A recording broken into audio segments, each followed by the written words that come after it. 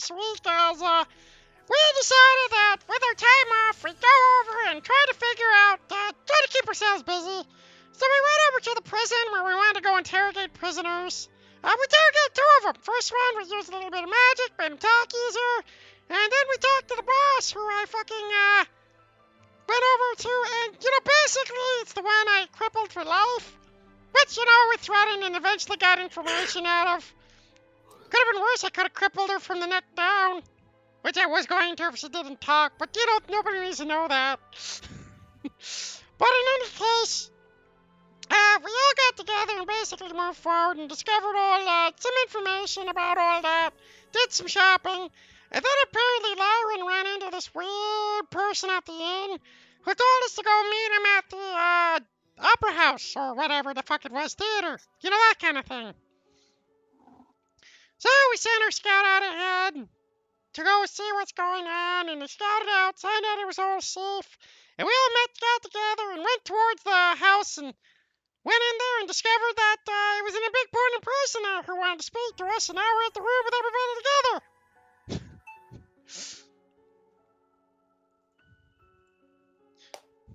I think that Hold on. Oh.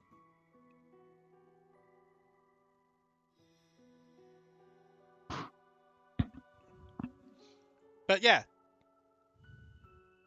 I think that was all of it, Michael. Yep. Specifically who you guys had met in a secret apartment underneath the theater is member of the Birdfolk Council, Archbishop Lima Lux Lutima. And she is sitting there before you across the table. And she starts speaking by saying, I'm sure that you all have a lot of questions for me. No doubt. But I would like to first thank you all for coming here on such short notice. Always happy to help out. Well, it's not like we were busy or nothing.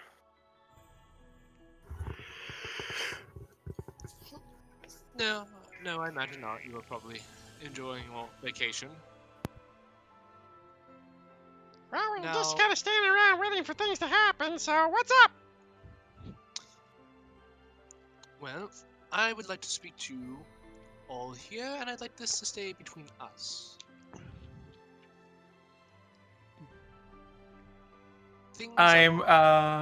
Varen's just gonna look at Lyron for no reason, as she says, between us.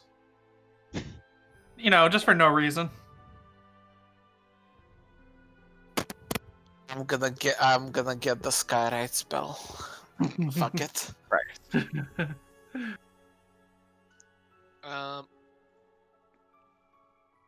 So, give me a second.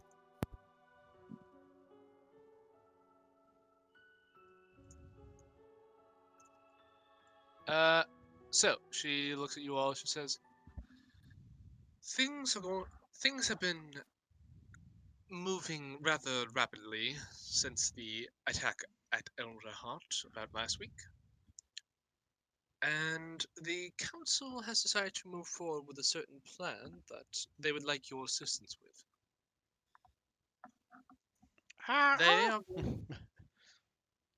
They are going to call you to their chambers tomorrow, and they are going to ask of you to infiltrate the bandit stronghold in the crest and dispose of the bandit's leader. Make sure I have this name right. Sorry, I just want to make sure I'm pronouncing this right.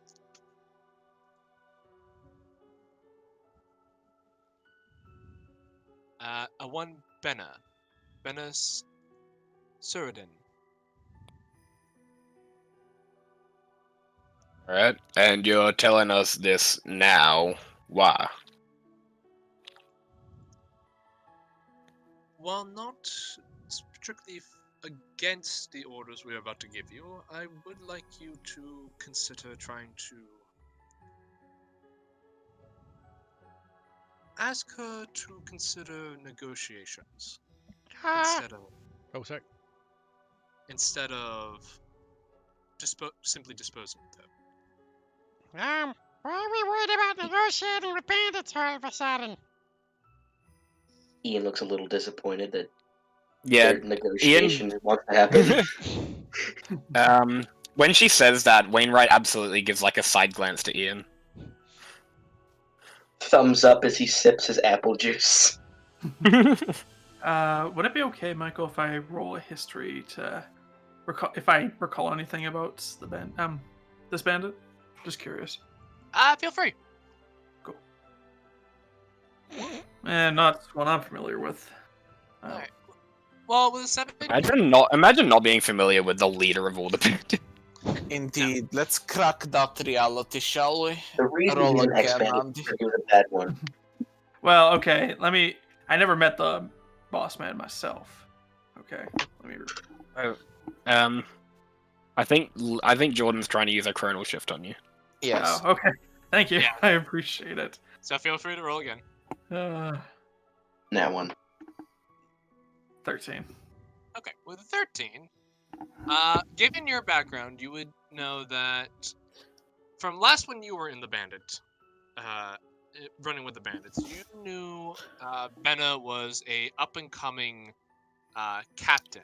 She was known for being fierce, loyal to the cause, and she was also extremely organized and showed a lot of care for those under her command. It doesn't really surprise you to hear that she's now the leader of the bandit coalition. You would know her to be referred to as General then. And you know that she has a very large disdain for Elderheart in particular, especially the Birdfolk Council. All right. As to why, you're uncertain. Farron's just gonna kind of scratch his beak for a moment with his hand, thinking about it for a second.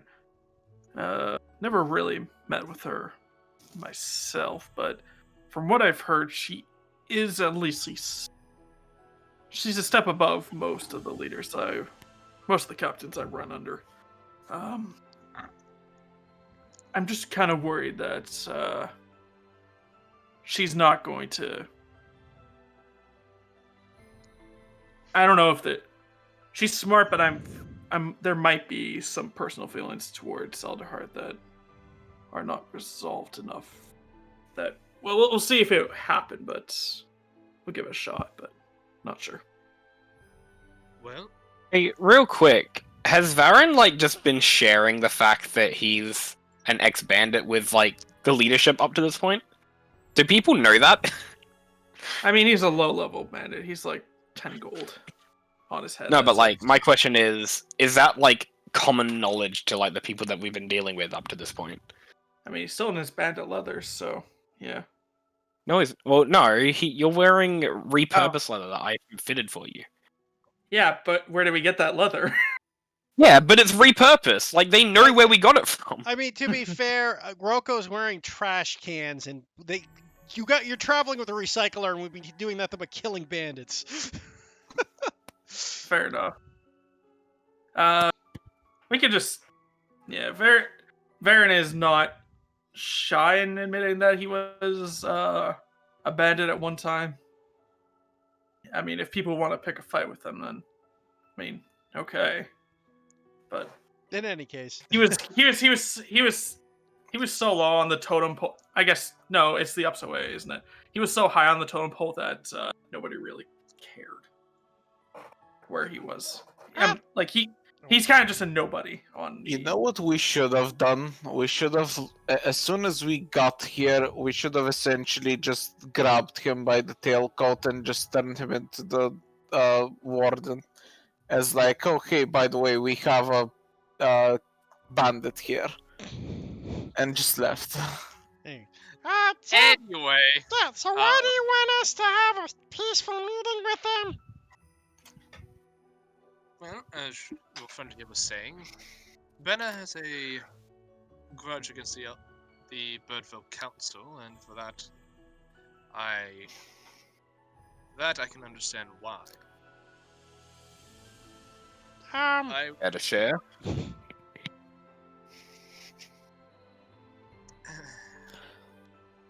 She kind of hesitates for a bit, and you can see her take a deep breath, but you can tell she has the inclination she's probably not going to get anywhere unless she feels like she's being honest with you. So she says, it was because of the council's inaction many years ago that led her down the path of banditry in the first place. I'm gonna need a bit more than that. Her mother was a seer from a distant village.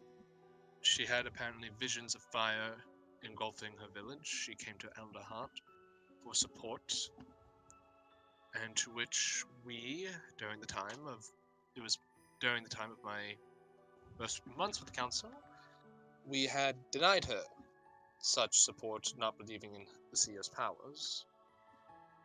And then a few weeks later, we had reports of a small village where she was from being burnt to cinders. From our reports, Benna's mother was apparently consumed by the flames, herself injured, and she disappeared from any official records until, well, quite recently. Well, I mean, don't get me wrong, I can see why she'd be upset with all that. Doesn't really justify the murdering and killing and slaughtering and taking over of cities. No, it does not. But I don't. I mean, you gotta get that aggression out somehow. I don't agree it's the healthiest way, but Have you ever tried whittling? yeah, no, it's a great pastime. Holds up his carving tool. No, I do not believe it does excuse it. I do not believe that her actions are excused, but I fear that there are greater threats to the woods at this point, and that a alliance with these bandits could be beneficial for us, not only dealing with the short-term crisis, but also long-term issues as well. Okay, so the goal here then is to reform the bandits. Yes, that's a very good way of putting it. There's a few factors at play here, but I would like to see the bandit coalition reformed and brought into society. I personally have the belief that the council has been too inactive when it comes to caring for all creatures of the woods, not just the bird, not just the humble folk, but we've also been. You can see that there's this very tired expression on her, but she continues on. She says, "We failed in our duties to service the creatures of this place." Well, I guess that makes a lot of sense. I mean, Looks over at the rest of the party. we're all open to trying to get them to be on friendly sides with this guys, are we or not? Are we trying to get them to be friendly with Elderheart or with us? Preferably Baby both. steps. I mean, it's got it both in the Baby same steps. at this Let's. point. What makes you think that someone who hates Elderheart would even listen to a negotiation like that?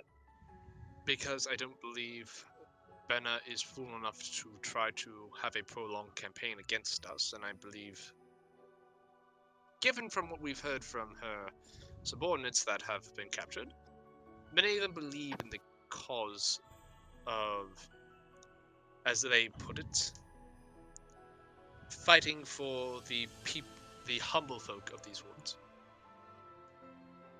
I believe certain terms could be set that would appease both sides and can get us working on much more dire issues So than this. we're looking for a bit like a general amnesty sort of thing for them.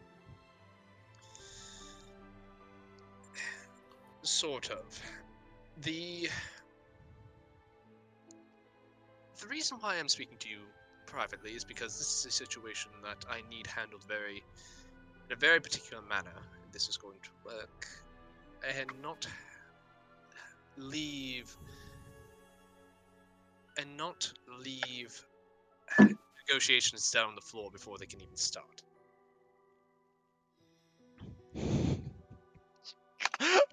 Proko just thinks about all the dead bandits we've left along the trail.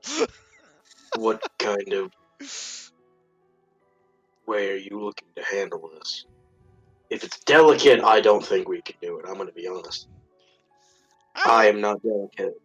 I mean, we could probably open up the negotiations and talk, but like, what's the end goal here? If there's like absolutely no way to reconciliate, do you want us to take care of this, or is this just meant to like, open up negotiations and come back? What's the goal here? Well, what I'm hoping for is I want you to deliver a letter for me. It is going to be one for Benna to, how should I say, give her a way to sort of give her the instruction on how to approach Elderheart in a way that would ensure that we'd have to at least hear out the negotiations. You think this will work? If my sources are correct on her motivations and her motives, I have a feeling it might. And if it doesn't, then you are free to default to what the council will ask of you tomorrow and handle the situation in any way you so choose. However, if things go as well, I should be, if she does as I ask of her, and she invokes a marathon, we as the council would have to be forced to honor such a thing, and at least hear her terms and try to negotiate with her. And for those of you who want, you may make either a religion or history check. No, I'm gonna opt out of both of those. Ironically, my history's better than my religion. I know how the religion was made. I just don't know what's about. 17, not bad. Yeah. Okay, so for those of you who got above a 10, or a 10 or above, because this is fairly basic history. These are things you'd be taught when you're kind of like being brought up in a town. You would know that the Amarathine, whose name is partially taken from the Pantheon of the Woods, is a sort of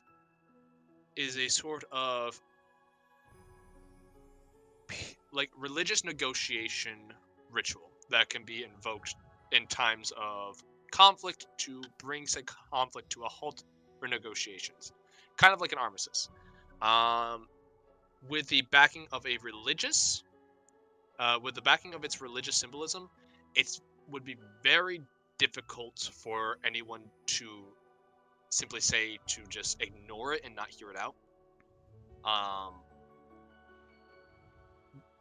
But for that reason, it has seldom been ever used. The most notable time it's ever been used is like during the formation, during the wars that would then lead to the formation of the Birdfolk Council. She continues on and says, "My hope is that if we can simply negotiate with her and have her hear her out, and make compromises on both sides, we can put aside our differences for the meantime and focus on the true threat to the woods, which are the fires that keep engulfing village after village. I know for a fact that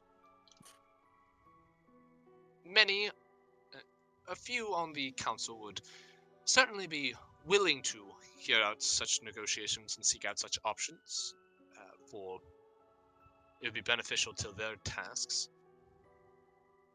I am very much looking to avoid a what would otherwise be considered a wartime scenario, as this is swiftly becoming. Well, I suppose we can give it our best shot.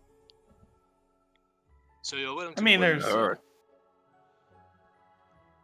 I mean, worst comes to worst, we just do what we're gonna do anyway. So. Yeah, I mean, if they don't listen, then we just go with plan B. And just because of the gag, he's going to lean into the sake of Ian, just go, By the way, Ian, B stands for butchery, so be on standby. Oh, I got that. Now, this... She can kind of see, like, a look of relief on her face. She says, that's very good to hear. I promise you, if this task is carried out, and carried out quietly, you will be well rewarded. How well rewarded. Well rewarded. If things go as planned, I'll probably have enough wiggle room in the budget to allot you a certain amount of coin with all the money we'll be saving on military expenses. And she kind of gives a smile on that. I always heard military contracts were quite lucrative, so this sounds like a good plan. Besides, oh, sorry. The amount of packs is going to be a tumultuous situation, but I'm certain that me and my level-headed chamber members could handle such a thing. But I simply need you to deliver this letter. And she kind of like makes a gesture, and you see this Corvian man, who you swear looks you've seen him somewhere before, but you're just not certain. Have I seen him somewhere before? You get the feeling you have, you just can't place it. Can I make a check on it or no? You know what? For the hell of it, sure. Roll me an intelligence insight check. So I'm just gonna roll a d20 because I'm proficient in insight, but I have a -2 to intelligence. Go for it. 3. Yeah. You know, just for Maybe the you fuck just of it, imagine. chronal shift. 2. I tried. We see the steam coming out of Jay's ears, and then it slowly turns into smoke, and then it turns into fire. Oh god, he's that'll just be an alright. evil spirit.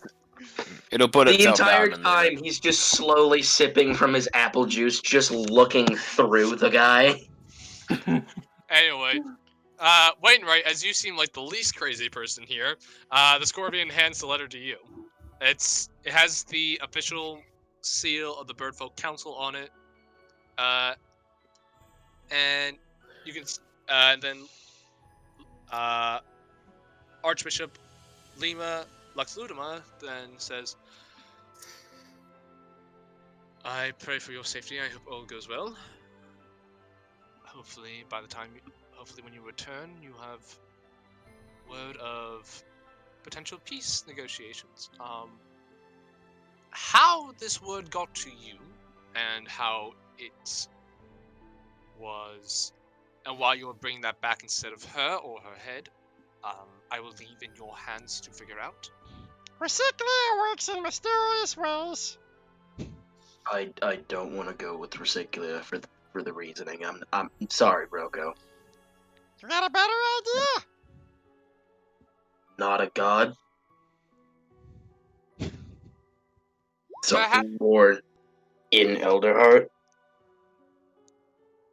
I mean, why don't we just make it of our own will? It's not like we've been following the council's orders for long. Whatever method you think is the best, just know that you will certainly one member of the council will not be pleased if you come back empty-handed, or with a negotiation of peace, or prospects of peace. Well, I mean, that's fair. Not everybody's up for peace, but I'm more about recycling than reducing when necessary anyway, so this sounds like a good plan. Excellent. You shall. Excellent. You will be summoned tomorrow for the council. Please act surprised. Please act like you haven't heard what you're about to hear before. Gotcha! There's this palpable look of, oh man, I really hope things go well on her face. Says, well, I am putting my faith in you.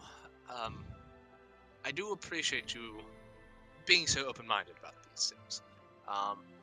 And just a word of advice, I would highly recommend you don't mention any sort of bandit killings to Benna, as she would not be appreciative of that. I feel like I've built up a reputation at this point, so I don't need to say anything. Yeah, I feel like when she says that, each of us kind of looks at the other one and just goes, ooh. It's like- Ooh. A little colorful, like ooh. She sees Like- that. She sees that and goes, "Try not to mention to her. Hopefully, she won't recognize you from what the reports are."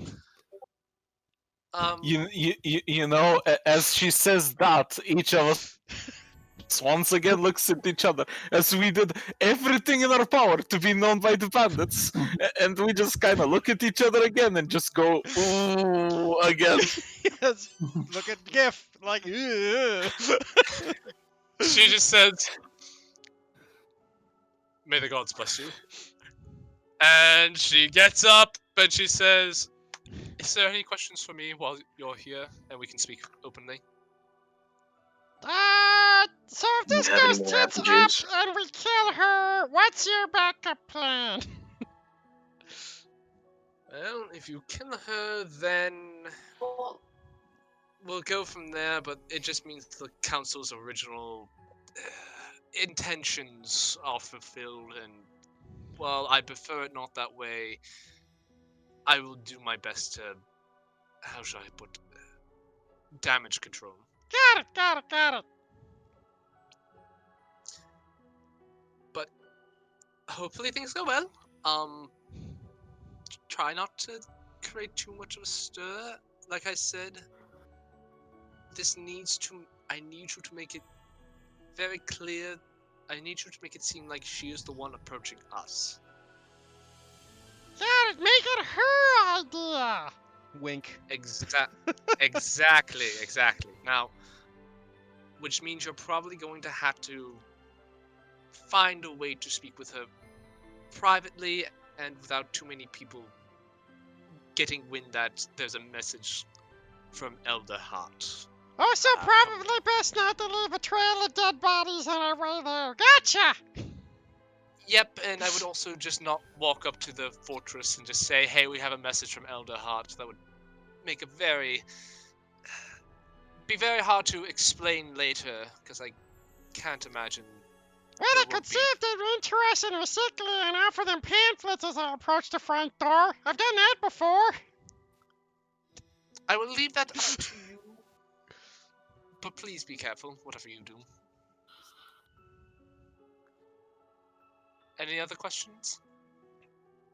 If we come up with a plan B on the fly, is that okay? Describe Plan B. I don't know. Looks over at our resident bandit. Let's say she gets killed and we put in a puppet head to make peace. Would that work? I prefer no one to die if possible, but if you must and you think you can do it, I suppose if it's the only alternative, then yes? Then I can say it's a plan B or C. It's down the list. Peace first. We're not gonna try to hurt anybody unless absolutely necessary.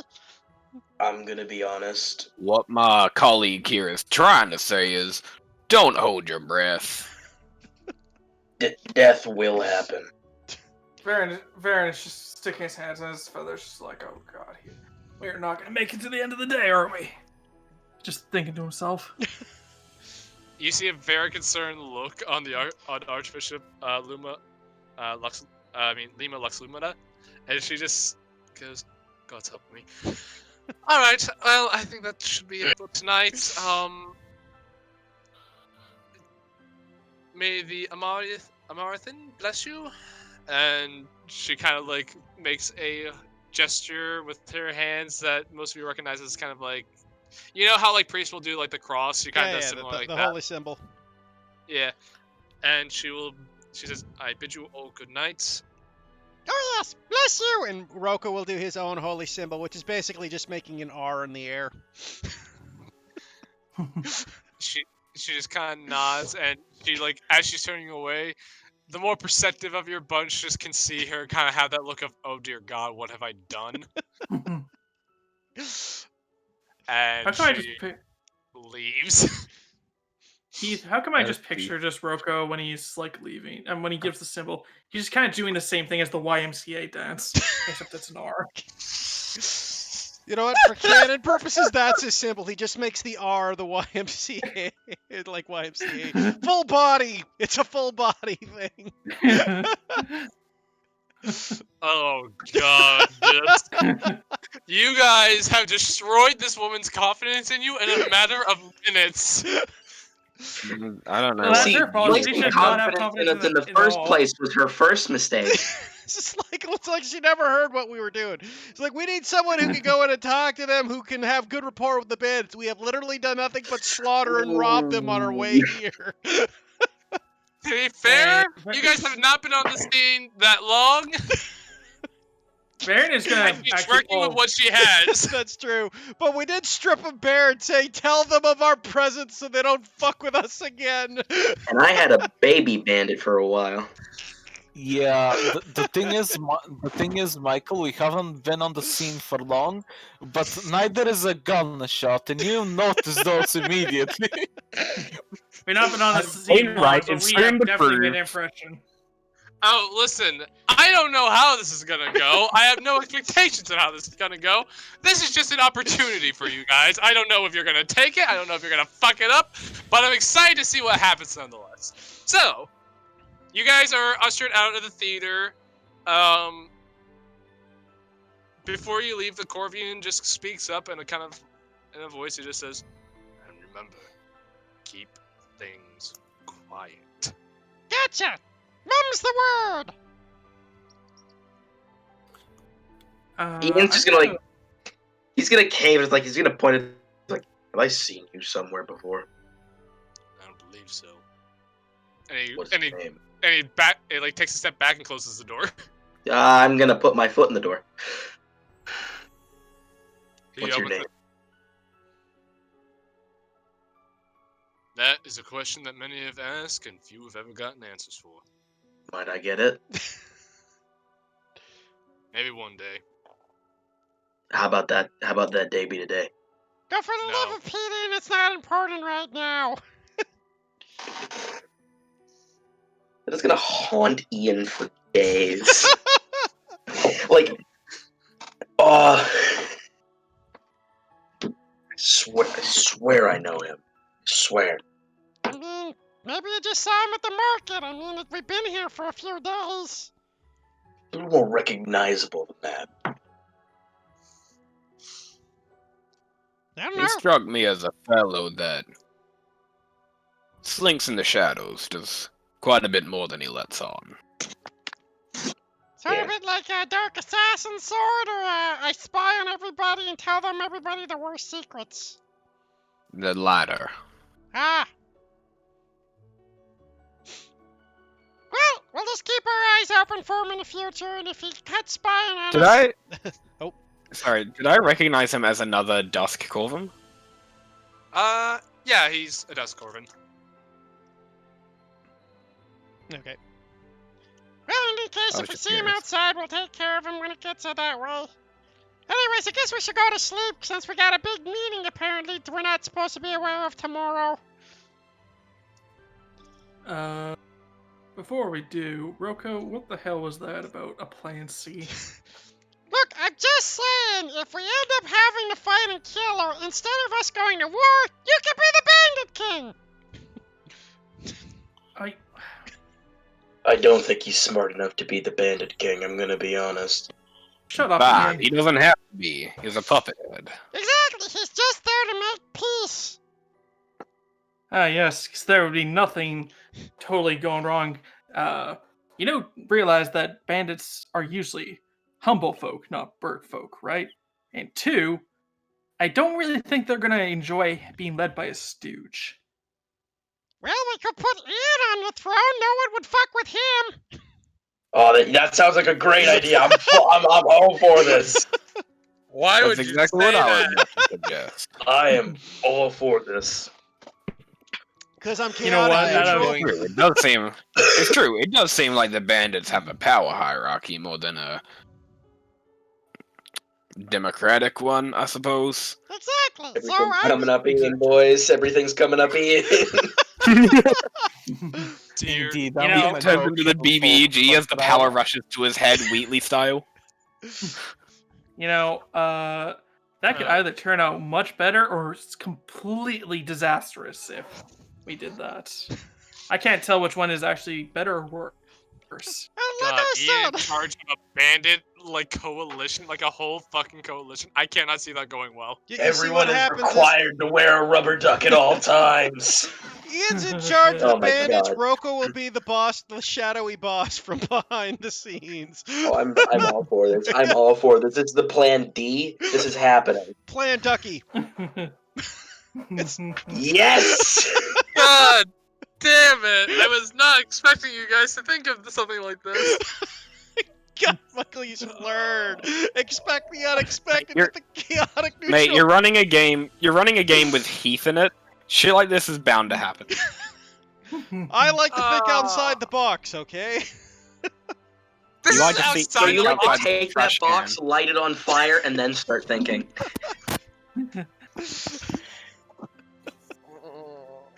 So I'm assuming you guys go back to the Crystal Branch and take a fucking nap. Yeah. Yeah.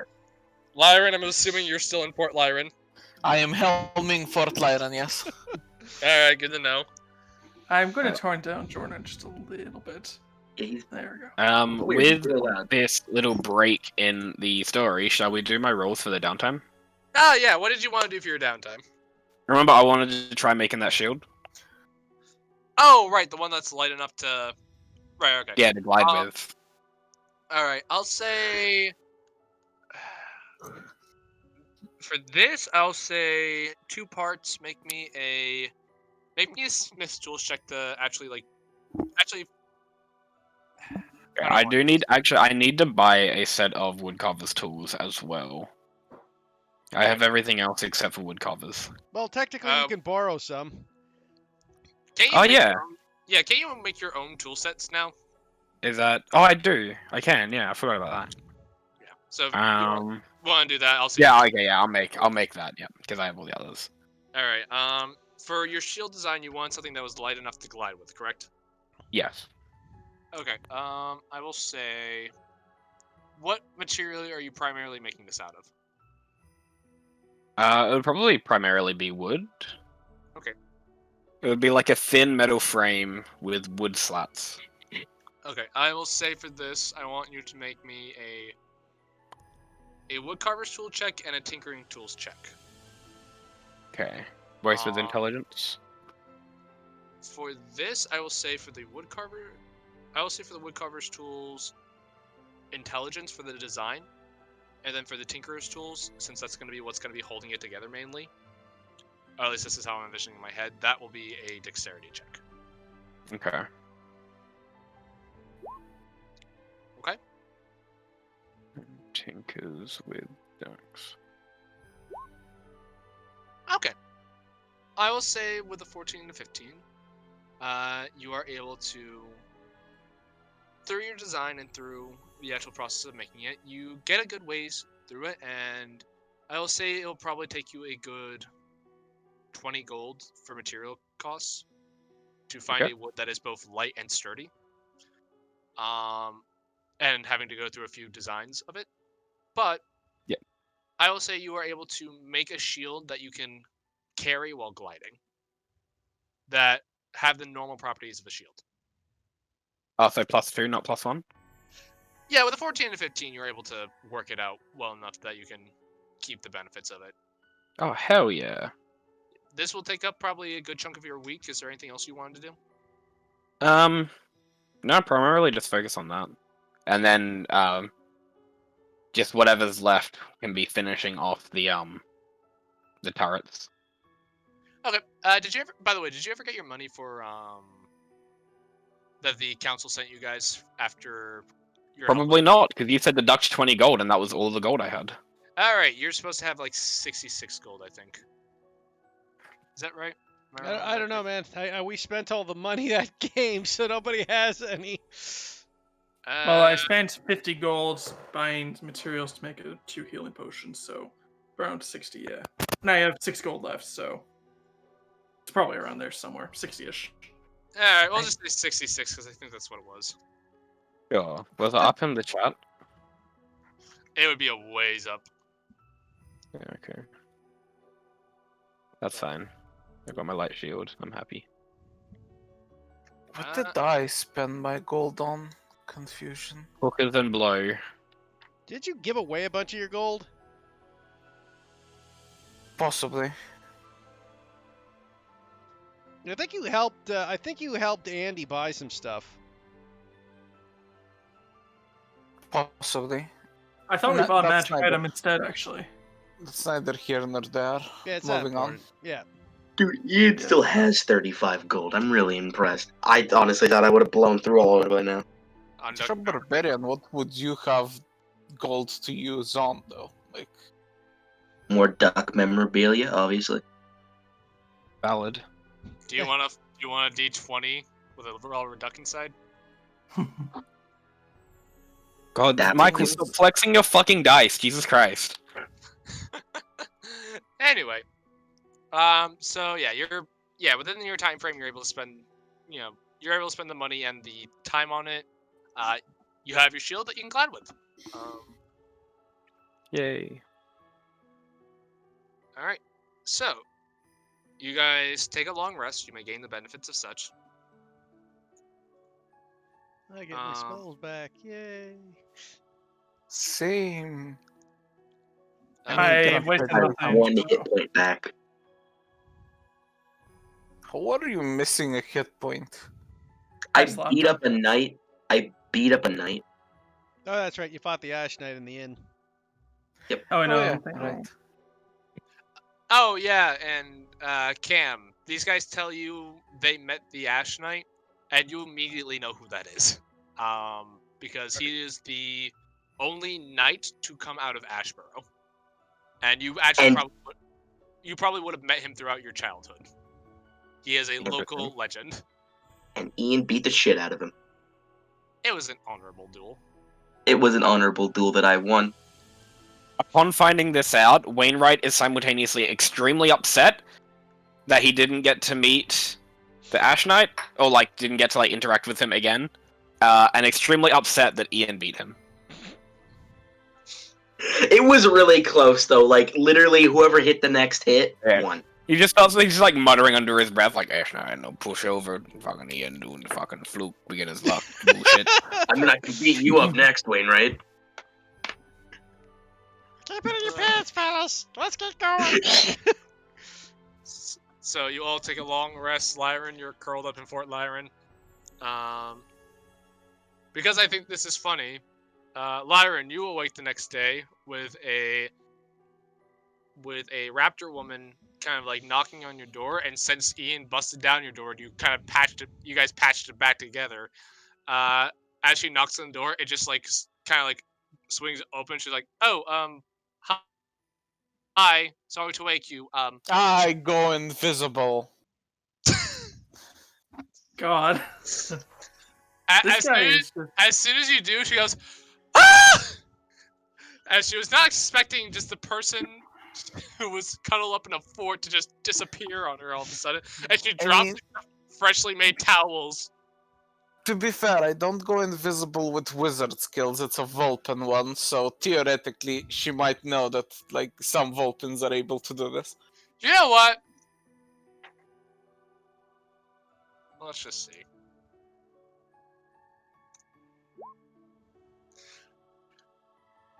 It catches her off guard, and she goes. She looks around. She's like, I just want to see if you wanted freshly made towels. You see, now we're at an impasse because I am too shy to say anything, and she is in my room.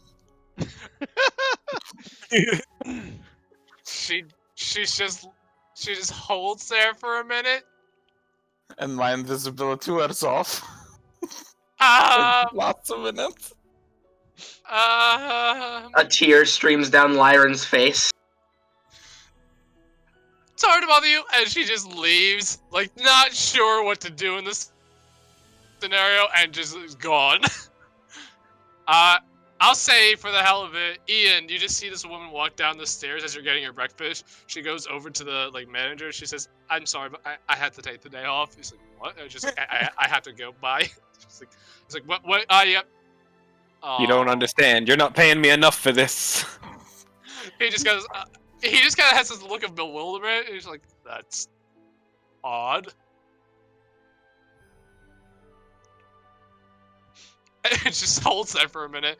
The rest of you get up. Rocco just walks out of his room with a makeshift toothbrush, just brushing his teeth. Just may have twigs and spider silk. Yep, just go. It's one of his abilities, just building random shit. I know, and I hate it. I love it. I swear to Anyway, God, Rocco is one of the best characters. It's so good. He is peak trash panda right there. I'm glad you have fun with him, Heath. Anyways, he walks out. Just in a Say, bad- like, all the staff sees every time they walk up and down the hallway is just, like, fucking flashing lights coming from underneath Wainwright's room as if he's using a fucking, like, arc welder. Just, like, all night. Just all night. It's just all he's fucking doing. Farron just walks out with just like the scroll that with a picture on him that says "Wanted alive, 10 gold." Like, I really should pay this off. Ian is just eating his breakfast with his duck bib on. Of course, he's civilized. Of course. Valid. Ian is valid. I don't think you can just pay off your own bounty, Varen. I could. Whatever. I really Have don't you think tried that's how collecting that your works. own bounty? You know, I heard you turned yourself in. I'll give you the bounty for it because you turned yourself in. Yeah, but it really depends on how long I'm going to be in jail for. You just see the string man just pass by. Who then just says, "By the way, I don't think you should be talking about that out loud, but that's just me." And he leaves. Fine. And Varen just rolls up his thing and stuffs it in the back of his pouch. But anyway, so you guys get your breakfast together, and as you guys start finishing up your breakfast, you see a Corvian man come in, kind of grayish feathers, older look to him, has a pair of spectacles hanging on his beak and a cane. He walks into the room and he says, yes, I believe that it's you folks that I'm here to fetch." That would be a safe assumption. Council Elder Hart is requesting your presence once again, and they would like you to arrive at your earliest convenience. And when I say earliest convenience, I mean as soon as possible. That is not exactly at our earliest convenience, is it? It is not. And he walks away. Well, I guess we're all going, guys. and he just spits as he like gets his cup still brushing his teeth. I have to ask, Keith, how does Roko's voice not fucking murder on your throat? To be honest, I've been doing this voice since I was a little kid, so Jesus. I've literally been doing this voice. Roko was just an outlet. Yeah, Roko's just an outlet. I used to make believe with my brother with these characters called brats, and that was the voices we used when we used to play with our toys as little kids. So I've been doing this since I was like 5. Ah. So you know, nothing new here, guys. So you guys Heath, get the next time Sorry. No, continue. Heath, the next time we hang out, I'm just going to ask you to just, like, call my workplace and just place an order of food, just in that voice. I just want to see what the reaction would be. And he's just gotta send you a text that just says now as he's just watching the phones. Anyway, so you Wait, sorry, guys- that just made me think. Can you imagine fucking Raznoth ordering pizza? yes, What Raznoth even eats that's from Papa John's? Nothing. Because it's trash. hello. I would like a cheese pizza with extra cheese. And Yes, salt. hello, Papa John's. I would like to place an order of one large pepperoni pizza, please. Anyway, so you guys get your shit together, head up to the higher branch areas that I can't remember its name at the moment, but eventually you guys get to the grand dome of the Elder Hearts of the Elder Heart or the Birdfolk Council's chambers. You walk up to the familiar doors. The guards don't give you any trouble as you head in. You get into the nice wooden lobby. The receptionist there says, "Hold on a moment." She heads into the back, and then a couple seconds later, she says, she tells you to gestures you in, and you then all stand. From what is to some of you probably not the best thing, a familiar sight standing before the Elder Heart Council. All 5 of them looking down upon you from their seats. And you see as before, Speaker Beta, the white gallus woman with a impressive plume and piercing blue eyes, look down at you. Older lady, and she says, "Thank you for coming. Thank you for coming on short notice." So, what's this all about? Oh, well, we first want to thank you again for your services in defending Elder Hart during last week's incident. But I'm afraid that we are going to ask for your services once more for all that you've done for us. Oh, gotcha. So what's your services here? Now, to get straight to the point, we have discussed long and hard and are wishing to make a decisive blow against the bandit coalition. We want you to, in one form or another, deal with their leader. Ah, gotcha. Deal with them, wink. Yes, we want you to deal with a Rocco, did you just say wink out loud? Possibly. There's an Rocco, audible do you know how to sigh. wink? There's an audible sigh from every member of the chamber, but Speaker Beta continues and says, "Yes, we want you to deal with a one Benita Suradin. She is apparently what the bandits refer to as their general, and we want you to get rid of her one way or another. Now, we prefer if you brought her back here so that she may face her crimes at the fullest extent of the council's power, but if she must be dealt with in other manners, this is acceptable as well." Gotcha. Bring her back, dead or alive. To put it simply, yes. I mean, they just said, like, preferably alive, so. But usually those Look, signs beggars mean can't that be choosers. I mean, honestly, usually when they say dead or alive, it's usually implied they want them alive. Otherwise, they would just say bring back dead. Yes, we would prefer alive so that we may have a chance to put her on trial so that she may face her crimes according to our laws.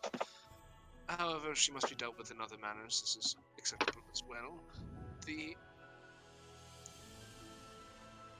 are prepared to offer a bonus for her alive, though. But either way, the job gets done, the job gets done.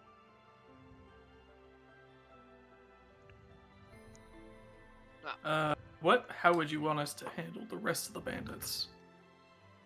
Well, our theory is that without her leadership, they should dissolve, fracturing to different cells and units. Hopefully they'll claw at each other for power, and the whole operation should dissolve without a clear leader. I meant more the ones traveling with her, because I don't think that most Good. bandit captains travel alone. Do what you will with her. I doubt she's going to leave her fortress anytime soon, but if you have to knock out or even kill little bandits to accomplish this task, you have the full permission of the council to do so, and are not liable for any legal repercussions of such acts. So what you're saying is we have a license to kill. There is the longest hesitation. Ian takes out a pair of sunglasses and puts them on very slowly. As she says, only bandits if they prove absolutely necessary. Oh, of course we want to go to kill bandits. What do you think we are, monsters? Looks over at Ian. You just Looks over at Rocco. you hear kind of a from the Strig man who was sitting at the who's sitting on one side of the council room. He seems to be well decorated and is wearing armor and a helmet. Is that Straight the that was talking to the me. captain of the guard that we saw? No, this seems to be someone who's even more ornately decorated than that person. This is, for those of you who have basic information of Elderheart or just the Bird Folk Council in general, you would know this to be head of the Perch Guard and Wood Security, General Braylin Oakenwit.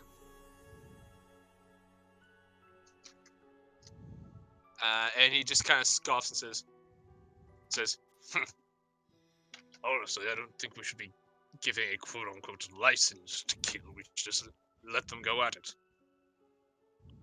I like him. You can see that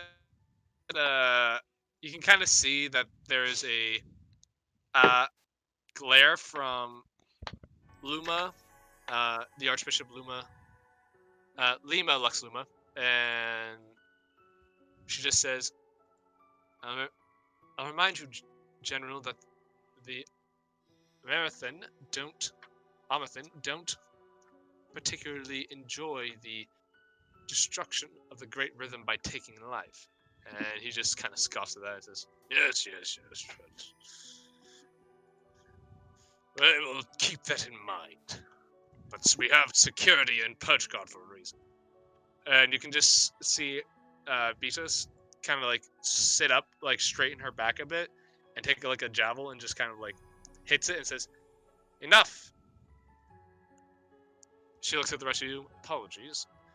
Now, if you are willing to take on this task, we would very much appreciate it. It will be dangerous, but you will be well rewarded upon your return, assuming the task is completed. No worries. We'll take care of this one way or the other. It's good to hear. Feel free, as always, to, for this mission, you are free to keep any spoils you get from the fortresses, if you happen to find anything of worth. We have looting rights, boys. The one thing that no D&D party ever considers. They just assume it's a right given to them. Yeah. I mean, If your they kill, wanted your loot, they would spoils. have killed the vampire. Anyway. Now, do you have any questions about this particular assignment? I think we got What- most of what we need. Very What do we know about the bandit fortress exactly? Not much. We know that it is located in the crust, and we have divined its location.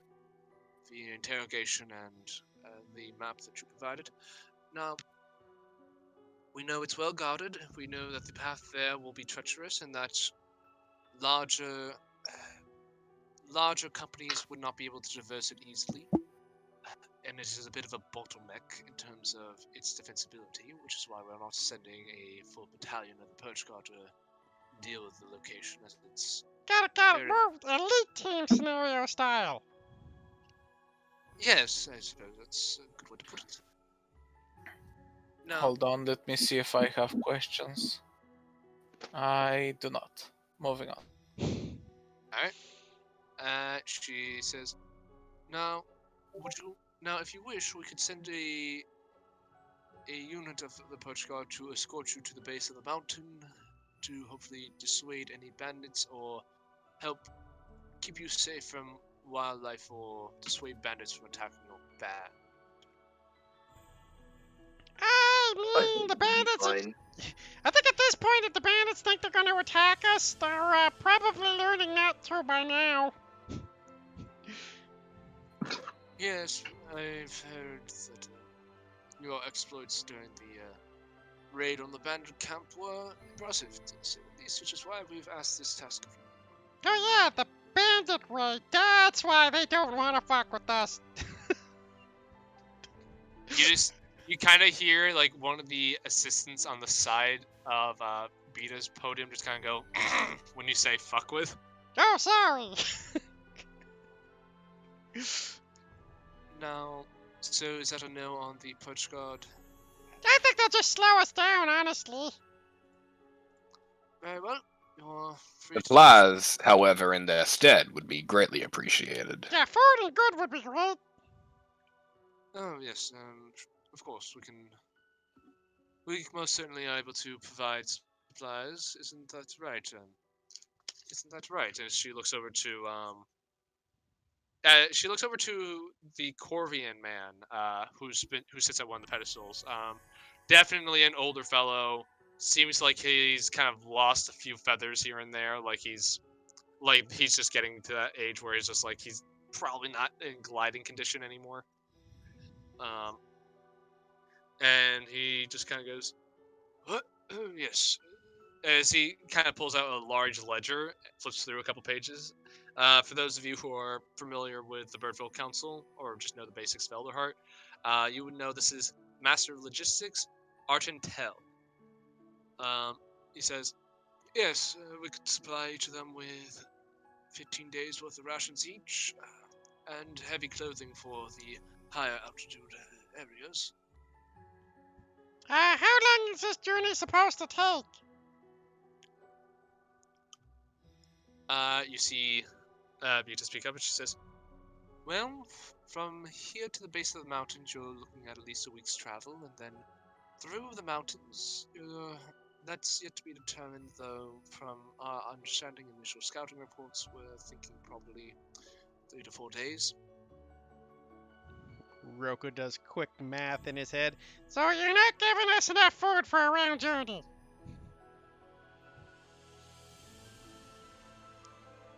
She kind of looks at, she kind of gives like a glance to Ardentel, and she's just like, can we not supply them for the journey? That's a very good point. Can we not supply them for the journey? He says, The thing with supplies is I don't think we can carry much more than 15 days worth of supplies. There's a reason why it's capped at 10 in terms of like stacks. I mean, we could definitely carry more. We got a big, strong. Yeah, we can definitely carry more. It's just essentially for travel. It's implied that you will supplement your supplies essentially. Or if they just make a bag of holding. That's yeah. he says, That's neither here nor there though. well, we can give, if they want to stop by the avium on the way there, they could resupply there.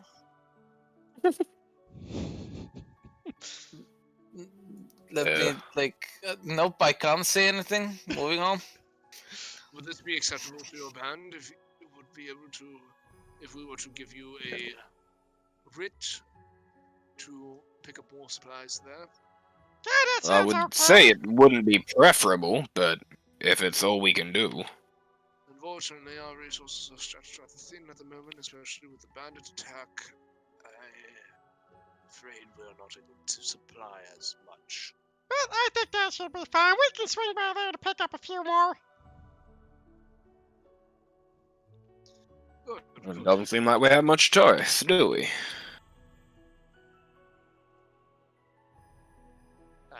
Peter then speaks up and says, Alright, it sounds like our matters here are settled. Is there anything else you wish of us while you are here, or are you ready to go about your business? I think we're all ready. Right, fellas? Yeah, I don't see anything else to talk about. I'm pretty good to leave. Very well. Meeting adjourned as she hits her gavel against the little wooden thing that I don't remember what it's called. And you guys are escorted out of the building. You have the day to prepare for the journeys ahead. You, on your way out, you are given 15 days worth of rations for each of you, and a set of heavy clothing for the harsher environments of the mountains. Boy, I forgot I still had 9 days worth of rations left anyways. That's not what we had is the Guys. point. Yeah. Guys, It's apparently I have 31 rations. I might have done something wrong. No, we had a bunch of extra rations. Yeah, we keep most of our rations in you. Baron, you got 15 days worth of rations and a set of heavy clothes. So I'm at 26. Nice. I like how Roko's bitching about rations when he has enough for the trip.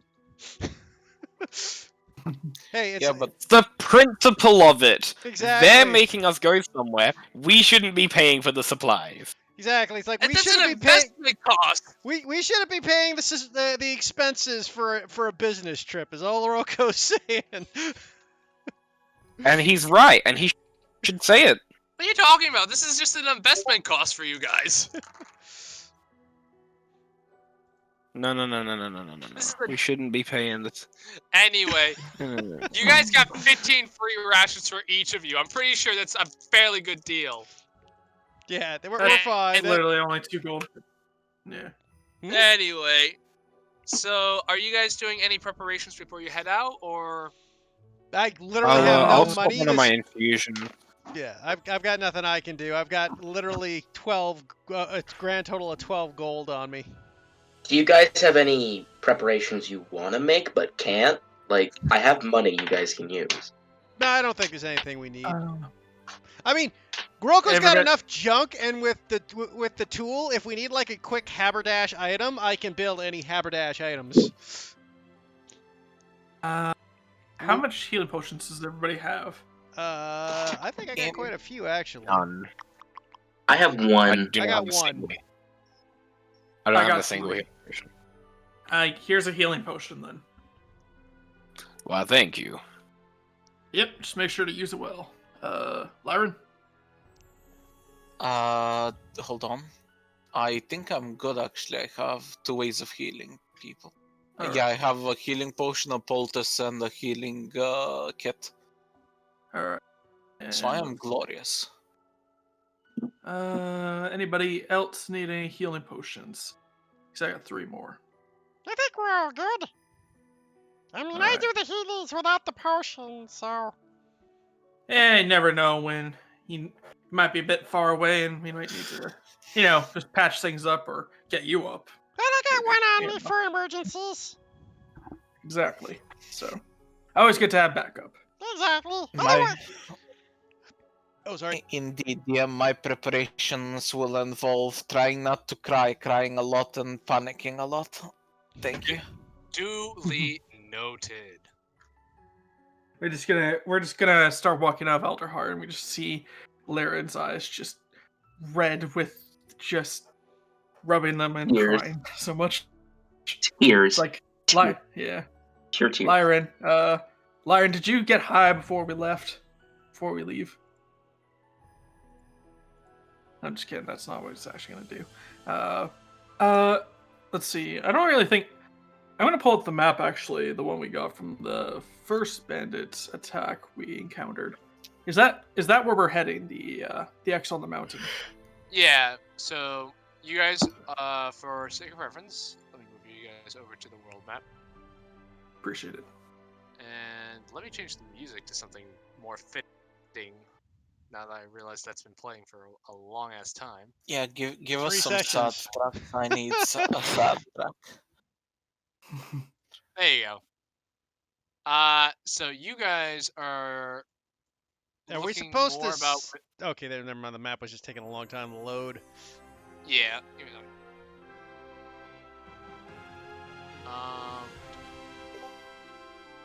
I'm Muffin. What are you doing? So you guys are now, if you look over to the mountainous region, the Crest Mountains, you are told that the fortress is in there. Normal roads to get to there are you can travel the main road, which will take you up to the Avium.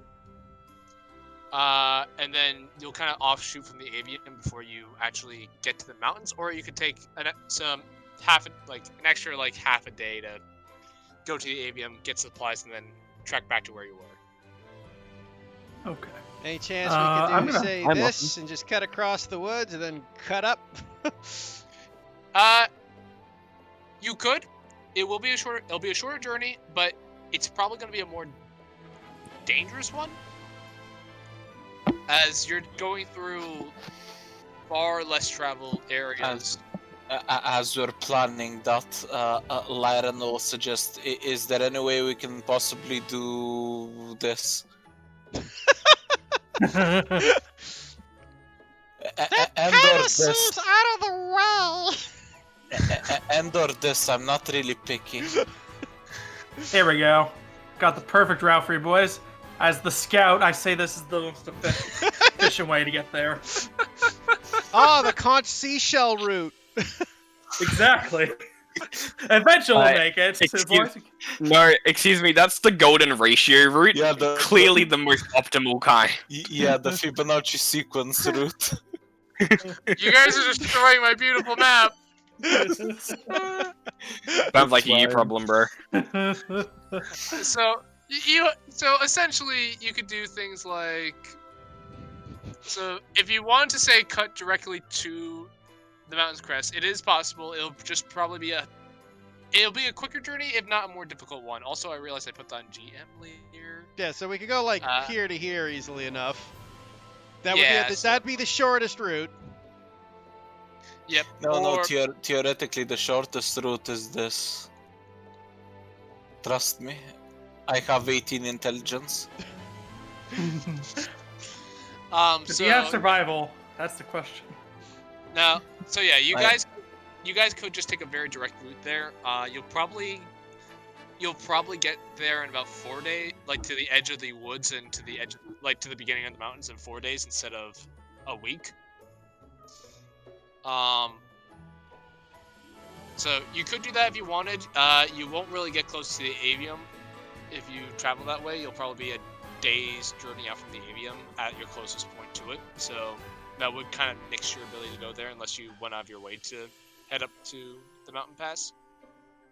No, I mean, Now, if we I'm wanted to just- go to the Avium, the smart thing would be just go to the Avium like this, and then go up there. Not to sully any moods of just crisscrossing through the forest, but I think following the path most traveled would probably give us a bit of a.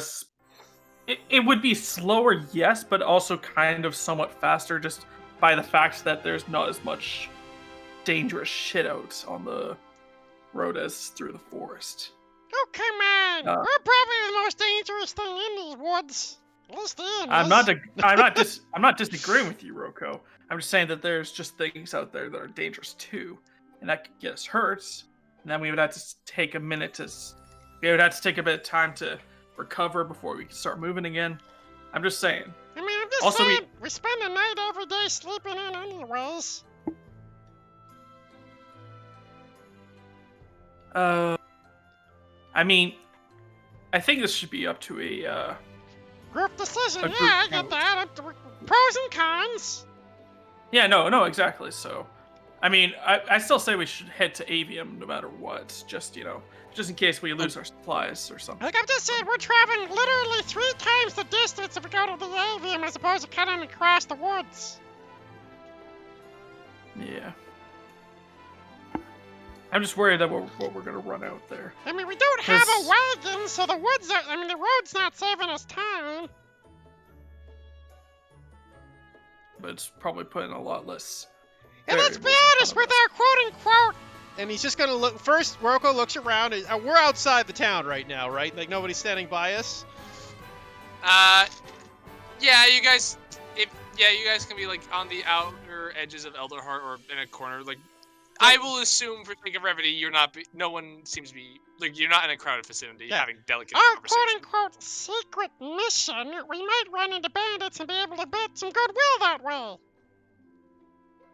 Or at That least, is get true. prisoners to get information. One of the two. Hmm. I'm more partial to the second one, but continue. Don't worry, Lord of the Duckies, your chance will come.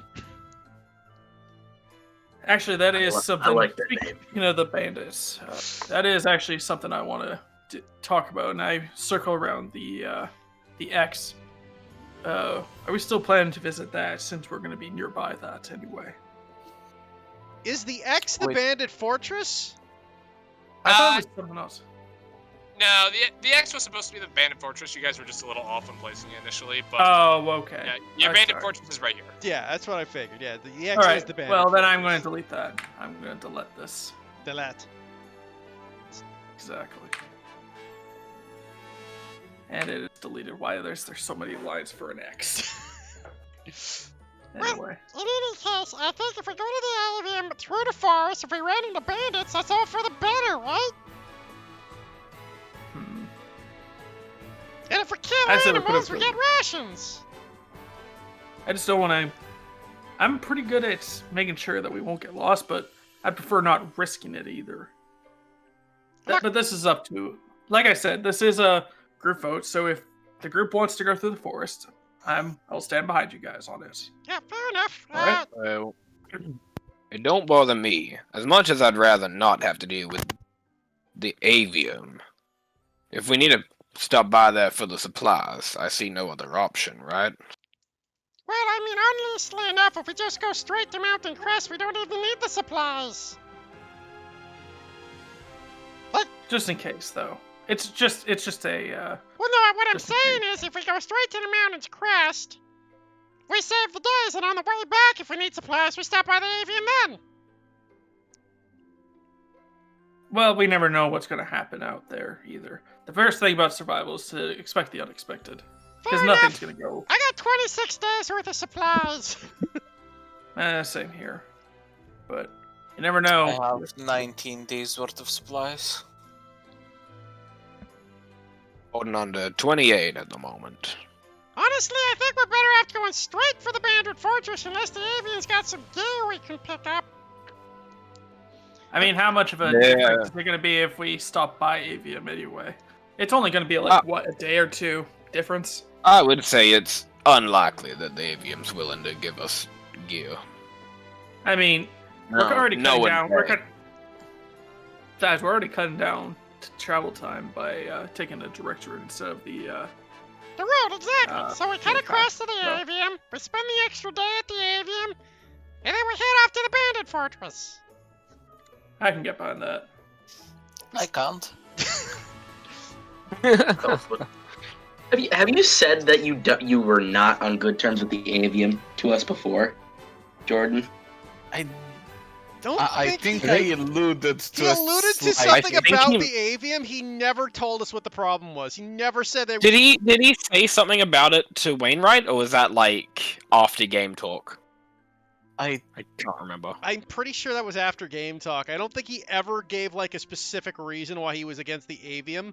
He just, we just know he was from there. I don't even think we know he was banned from there. Really? Yep. What's your problem with the avium, Lyron? I don't know. Hey DM, what is my like problem level with the avium? I believe it was, if I remember from the, correct me if I'm wrong, I remember from what we talked about. Yes, you, I was researching the necromancy hard. Yeah, so you were getting too involved in your studies of necromancy. You would know that while the avium does teach necromantic theorem, it is only to be that and never used in practice. Getting too serious in necromantic theorem can lead to suspicions and potential expulsion if people are too worried that you might be diving too deep into it and might actually start utilizing necromancy, as it is a vast taboo in Elder, in the woods, in the Humblewoods, as like in general. Getting expelled for diving too deeply into necromancy isn't necessarily something that you could potentially bounce back from. You could be re-accepted into the avium, assuming that you had a backer who is willing to speak for your character. Oh So- god. Well, that bridge is burned. So if you can find someone who's willing to back you and say this person is only researching these for legitimate purposes and not actually trying to delve into and actually participate in necromantic magics, you could potentially be re-administered to the avium. Because I believe in your backstory, you never actually performed or was caught directly performing necromancy. I mean, well, it depends on how you flavor your wizards acquiring new spells. Alright, let me put it this way. Have you tried to resurrect the dead or tried to manipulate... Yes. Okay. You may have gotten into serious trouble then. We'll talk about this more later. Here's essentially the basic premise of what Lyran attempted to do, and this is semi in character, as Lyran will kind of explain the taboo on necromancy, and then he will just kind of go into what I'm about to say. But Lyran's basic idea is I can kind of manipulate time in a way. So theoretically, if there's a corpse and I can rewind that corpse back enough in time, I can theoretically resurrect the dead. And he has, like, he's attempted it, not had any success with it, but he's made notes of it, and eventually someone probably discovered the notes. So are you telling that to the party so we're aware of this knowledge? Yes. Roko will Okay, just and shrug and go, Meh, doesn't seem like a big deal to me. Yeah, in that case, you could make a case for you saying that it wasn't technically necromancy. Again, for that specific circumstance, you would have to have someone actually vouch for you and actually get your case more thoroughly looked at. Because they probably would have just been like, this seems like necromancy, get him out of here. Oh no, like I am fully gonna get necromancy spells as what Lyran intends to do and what he will essentially become at level 5 are two very different things. And and the wizard will probably see that whilst the intentions are good, you know.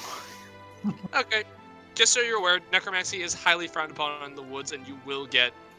I'm aware, that's why I'm actively attempting to not go to the avium, as I Alright. explain this to the party. Fair enough. There is a very strong look of concern on Wainwright's face. The man making guns is now concerned. Farron's just kind of looking at it. It's like, oh, okay. I mean, But- I have done the beginning stages on most of you throughout the journey. Have you not experienced deja vu of recently? As I like reference Chronal Shift. Roko looks over at the rest of the party. You know what? It's nice not being the craziest person here. I mean, Expected to be pretty cool, right. to be honest. I thought I it was think just it's cool. a shut-in. Well, okay. In that case, guys, do we just want to skip the avium and go right for the bandit fortress? Or we Sounds could good to me.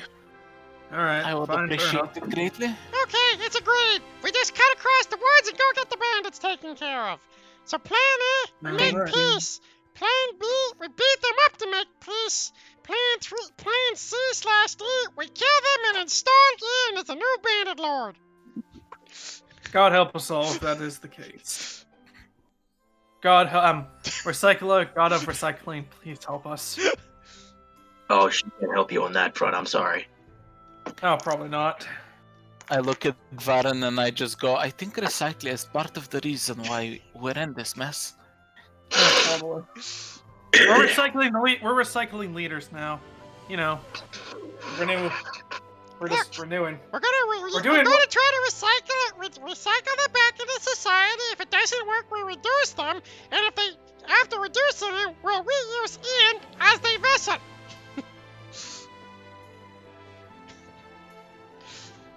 Rocco, I'm glad you got it all figured out.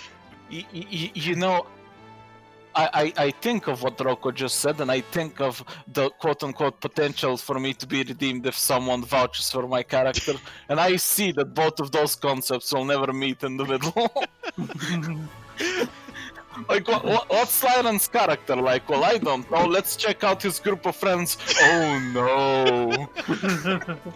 You have a homicidal maniac as a giant deer man, a homicidal maniac as a tiny raccoon man. You have Wainwright, a former bandit. We have someone that was kicked from the avium before, and who else?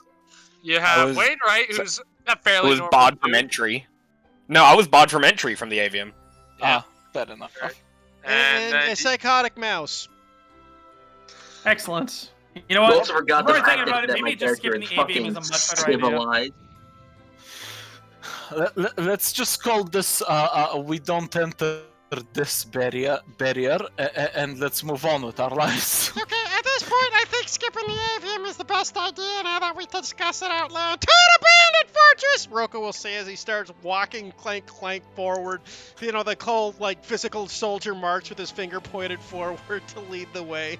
Ian is just gonna walk and is just gonna slowly pick up Rocco and put him on his shoulder and have him continue pointing forward. Choo-choo. Laura's Choo-choo's gonna gonna hate dagger you eyes. so Yeah. much for that! Choo-choo is immediately giving you dagger eyes. Doesn't say Not on the anything. antler. Not on the antlers, on the shoulder. Yeah, on the shoulder I got, but Rocco says that I got the shoulder.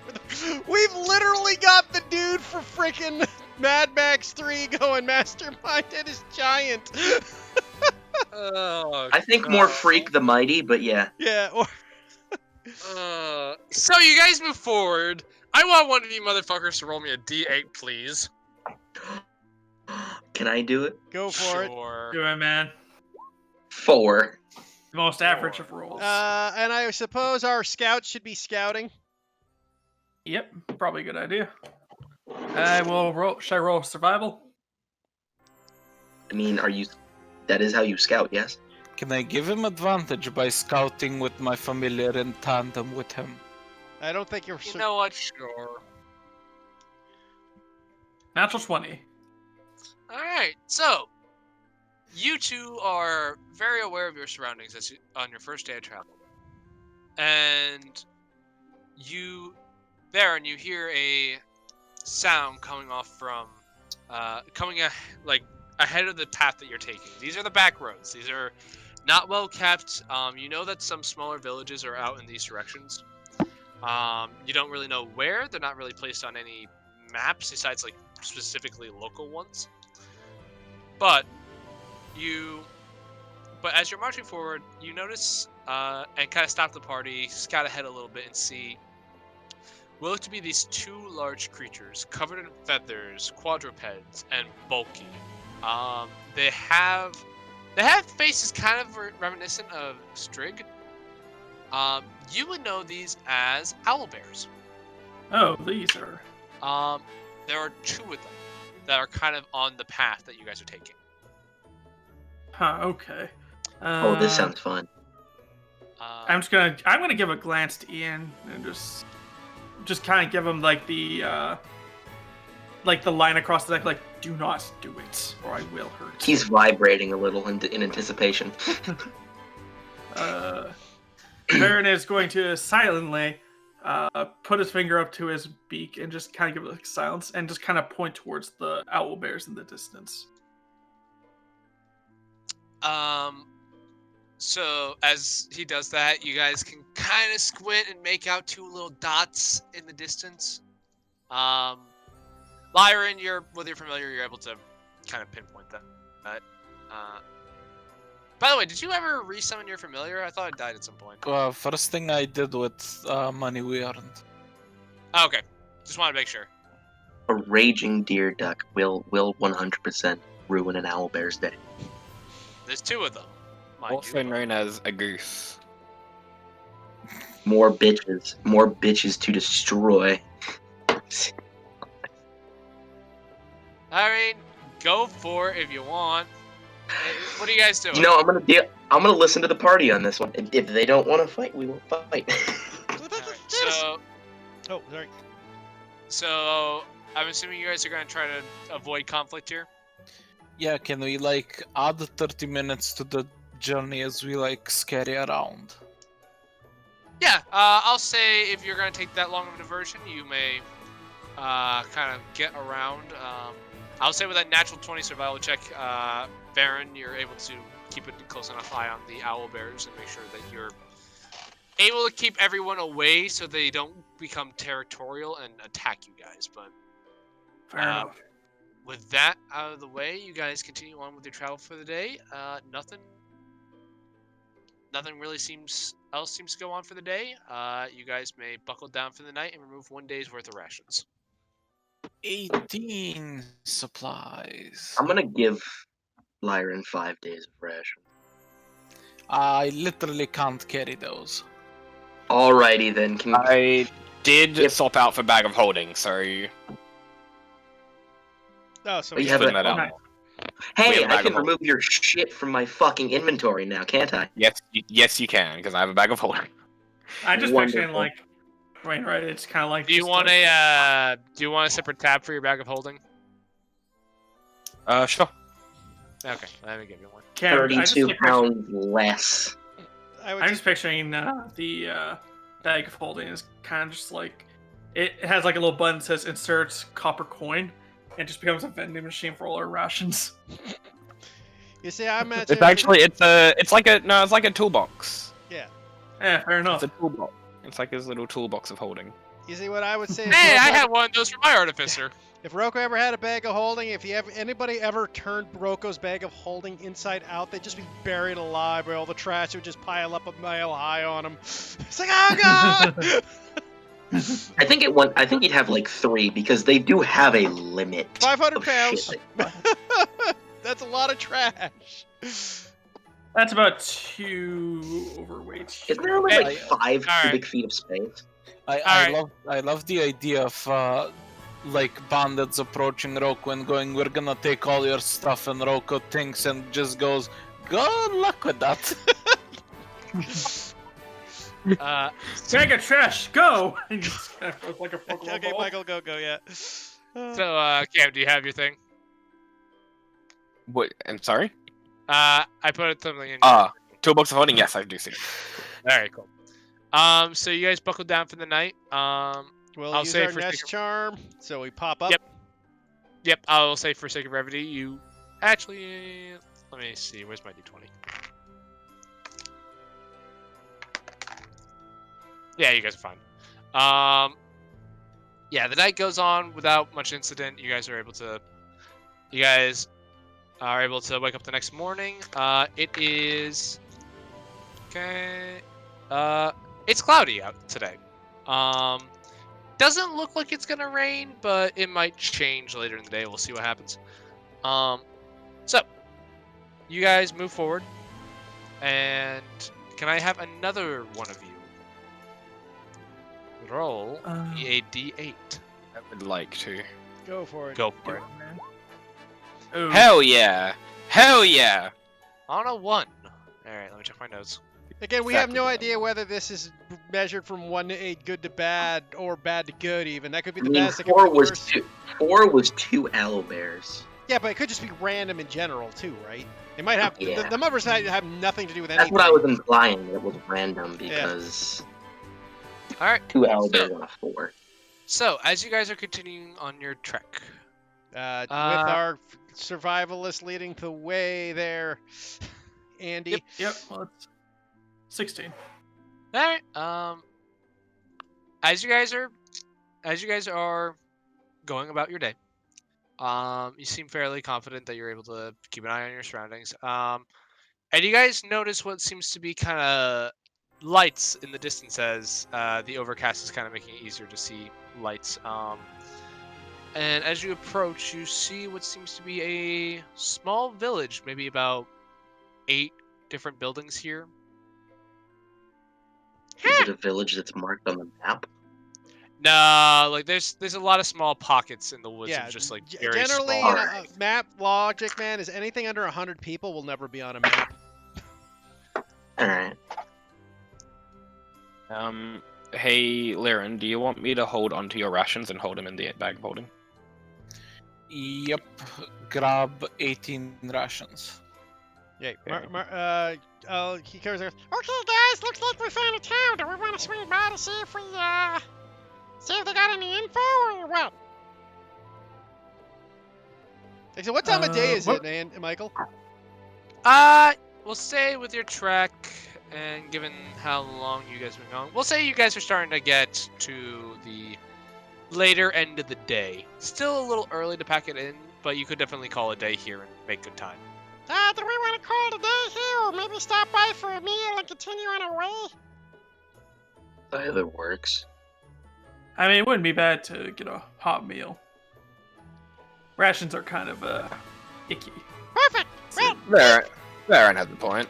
yeah. You, anybody who would want to notice, Marocco starts reaching into his bag and pulls out some flyers. Well, let's go, guys. Good. This is going to be a very Mormon-esque visit. Let's do this. Just walks up, knocks on the door. Hi, would you like to hear about our Lord and Savior, Recyclia? Are you about to Jehovah's Witness this? It's quite possible. Oh god. Yes. Alright, so you guys walk up to this town. There's like a small kind of like fence kind of like on the perimeter, kind of like where some people keep like their little farms. You see a couple livestock here and there. As you guys walk into the town, you see that it seems to mostly be humble folk here. A hedge woman kind of comes up to you, about middle age, and says, "Oh, looks like we've got some travelers here. Hello, don't get too many people coming out this way. What brings you?" Oh, we're just passing through on our way towards taking care of some business. Oh, business. What kind of business? Headed to the avium? Not exactly. Oh, no. We're kind of more of a sightseeing mission. We're going up to the mountains. Oh, the mountains. I heard there's some pretty good views up there. No, I've never been myself, and not much one for travel. Yeah, It ain't for everyone. heard it's Nah. very cold up there. So I would imagine no. so. You know, on maps Especially- they always depict them with like the snowy mountaintops. I gotta imagine what that's like. Yeah. I can't imagine it's going to be exactly nice to float around in. I hate it because she's probably a really nice and genuine person. Can I incite her because I don't trust her? I have met too many old ladies or like nice people randomly in the woods. All right. I've been fooled by one too many hag. I don't care. Basically, at this point, we're trying to figure out when they invite us to dinner. Are we for dinner or? Just Hannibal Lecter's like, I'm having a friend for dinner. No. 13. She seems genuine. She doesn't seem like she has any ill intent towards you guys. Hard to say, I guess. You just met her. Alright. Is there a place in town we can grab a quick meal by any chance? Oh, yeah, sure, if you'd like. I'm sure. Yeah, let me get some folks up and we can see what we can get for you guys. It's always nice to have visitors. Yeah, what's the word in Elderha? How have things been at the big tree? Yeah, As she kind of like walks back to town. not the best, honestly. They just had a bandit raid recently. Oh heavens, really? Yeah, but that was taken care of by some valiant heroes of the land. I dare say, must be an exciting tale. Brian's rolling his eyes. As she kind of walks into town, you can see her starting to converse with some other people. Again, mainly you see here humble folk. A Jerubine couple with their son kind of come out to greet you, and they'll say, and the husband says, don't worry, we'll get you all set up here with a good meal. I just came back from a good hunt, and we got us some jerky. Oh, that sounds delicious. Aye, come on. It's been forever since I had jerky, actually. You can see him go to his table and says, Agda! Can you get the table out here so we can feed the guests? I don't think this big guy's gonna make it into the house. And she says, well, why don't you get in here and help with that? You know, you big luck. Like, I'm coming. Give me a second, gentlemen. Oh, I'd be more than happy to give you a hand, my good sir. Oh, no, I insist. It's our pleasure to have guests too. As he kind of goes into the house. And you hear some more noises coming from inside the house. And you can see the Jerubine's son just kind of comes out. And he just kind of looks at you with this tired look and he just says, I am so sorry. I am so sorry. As he goes in and helps them bring out the table. I mean, to be honest, I think Farron's going to lean into... you know what? I can't actually decide who I want to talk to. I'm going to say line right and just say, I think, to be honest, we're going to be saying sorry before it ends tonight more than they are.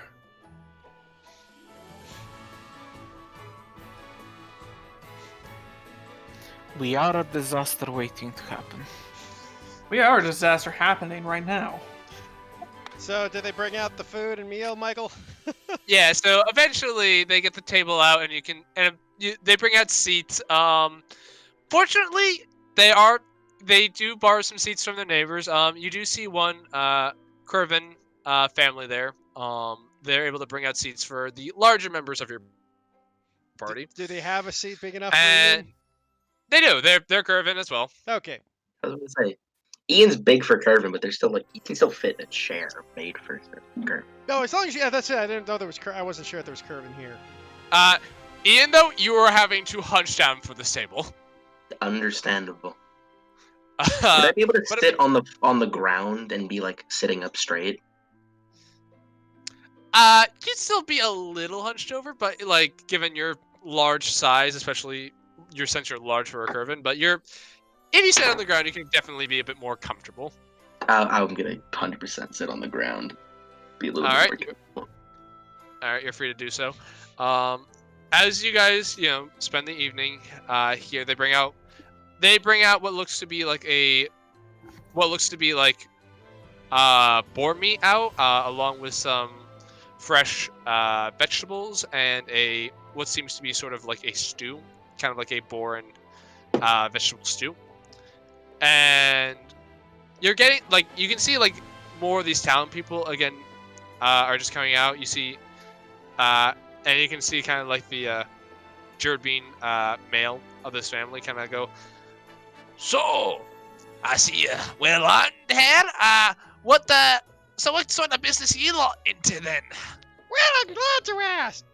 I happen to be Oh, a traveling priest celebrating and spreading You the see word an of the great immediate seas look god of regret Cynthia. the moment you say priest. He's like, ah, god damn it. Yep, Wainwright clears his throat, and is there like a loose rock or something nearby? Yeah, no, this is Something small. this is a very small village in the woods. Yeah, there are loose rocks and stuff like that. So we're sitting outside at the moment? Yep.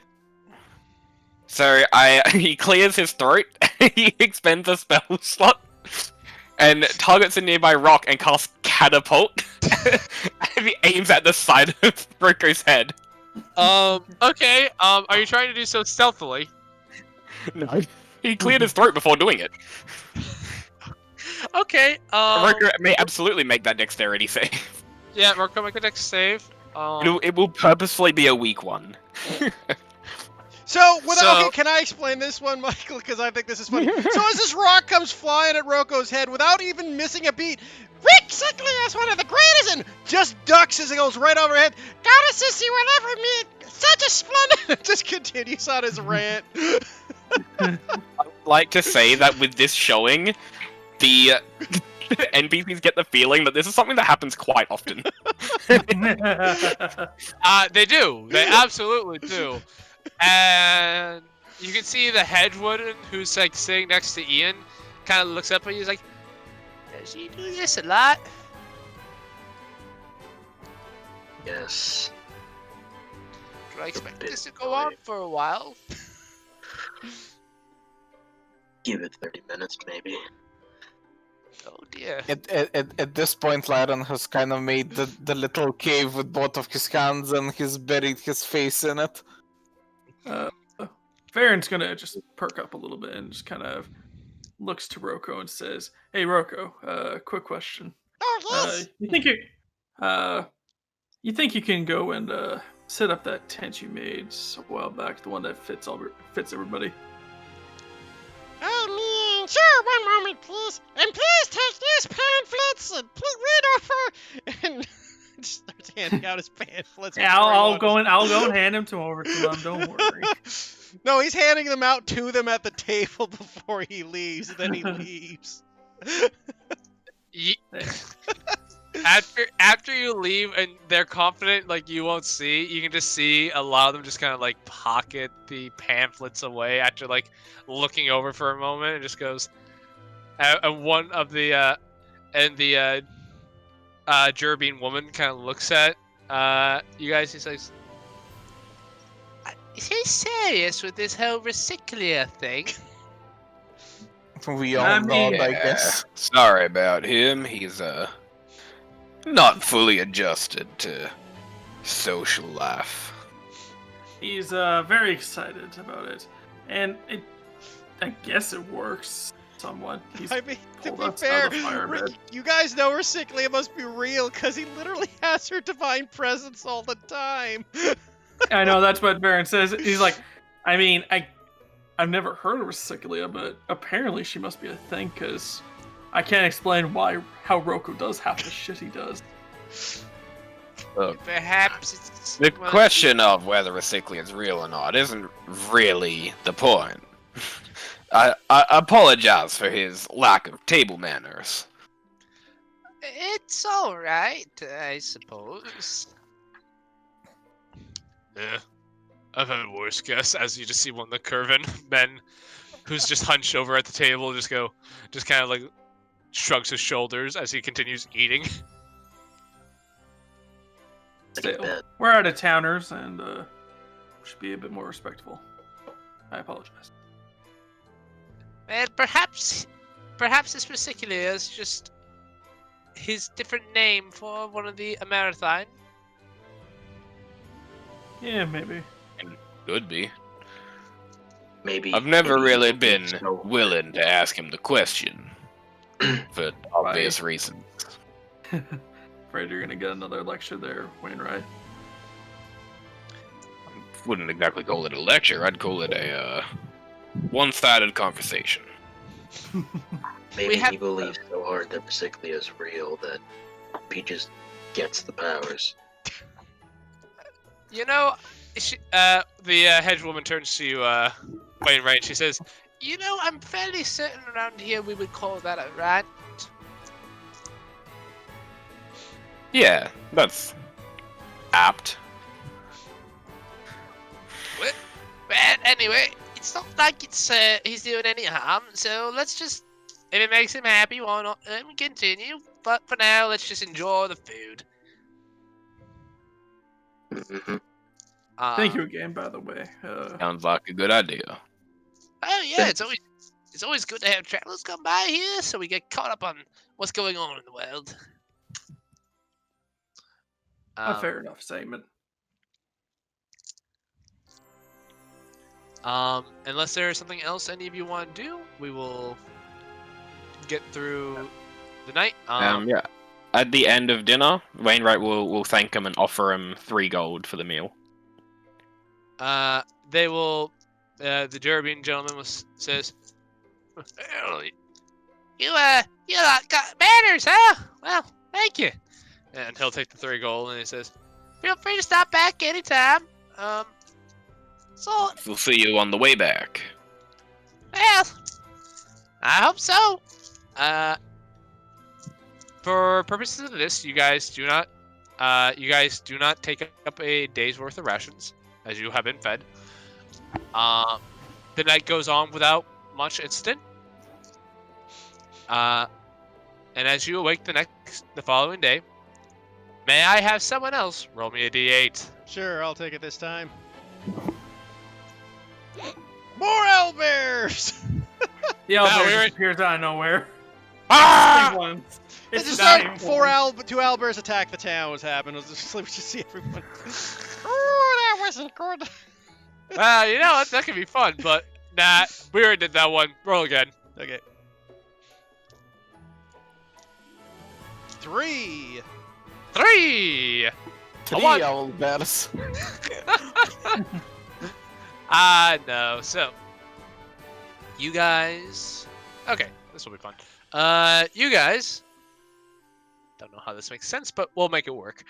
You guys, as you're traveling along, for Baron, you having the highest perception out of anyone, you notice this first.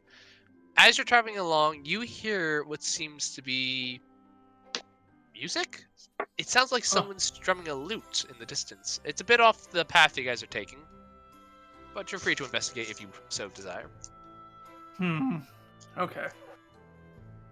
Baron's gonna look to the rest of the group and he's gonna just stop them in their tracks and just kind of put the hand up to his beak again and just kind of silence them and just kind of puts his hand up to his ear. You'll hear that. I'm assuming we do when we've got our attention brought to it. Once he points it out and you guys stop to listen, yeah, you guys can all faintly hear what seems to be the strumming of a lute in the distance. And Not a bad murmur tune. singing. Baron Odd is place gonna to go- practice, though. Should we check Baron's it gonna, out? Baron's gonna just shrug and just kind of go to the nearest tall tree and begin climbing it. Alright, you do. I'll say, for the heck of it, make me a perception check. I could really make that boy some climbing gear, shouldn't I? Alright, 18. I think we'd make it better at climbing. Alright. Yeah, you can tell from your vantage point, taking a look from afar, you kind of had to, jump between trees a bit. But you are able to then eventually get a view and a better listen to what seems to be this hedgeman. He's wearing this this very nice hat. He's wearing a very nice hat with a quill in it. What seems to be this long cape and floofy clothing. And he seems to be strumming this lute. And he just seems like he's leaning sitting down, leaning against a tree. It seems like he's just enjoying what seems to be a calm, cool day. What did you say he was? A hedge. It's basically the bard on the cover. Alright, yeah. It's D-Rap.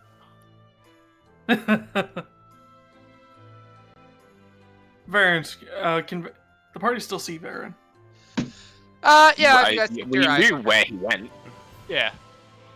Oh. If you're trying to if you're trying to go stealthy, that may change things, but Yeah. You know what? Varen will just kind of take a few steps back into the trees and just kind of when he's out of hearing range of the bard, he's just gonna call over towards the party and just say, "Got a hedge out there playing the lute. Not bad actually." Do It's we got a want to nice go fluffy say hat, hi too. or just keep going? I mean, do you guys want to listen to some tunes? I mean, it's not like we're... Suppose it can't hurt to at least say hello. Maybe he's got some info about what's up ahead. Wouldn't be a bad idea. Maybe.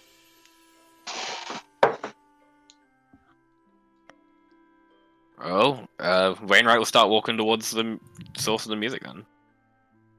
Farron's gonna stay in the trees, just can't, hopping from Yeah. branch to branch. Rokosa goes forward.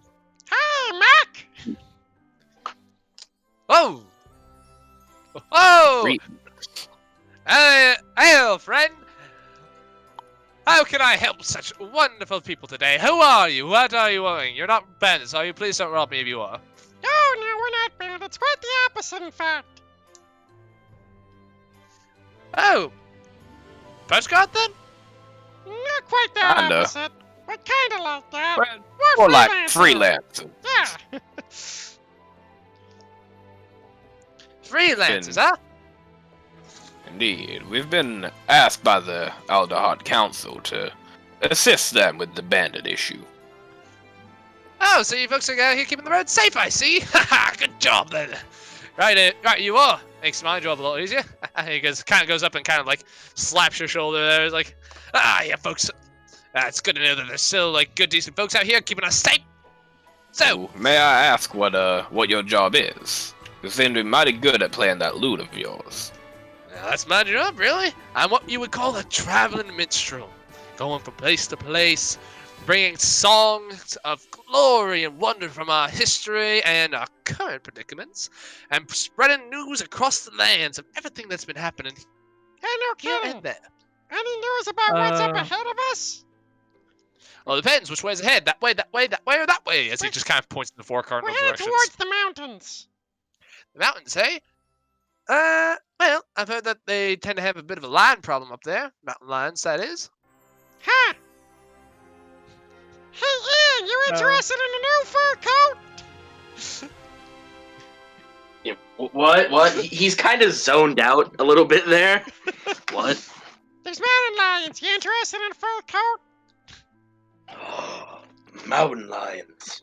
Awesome. Well, I'll be careful with these particular Where ones. have you been recently?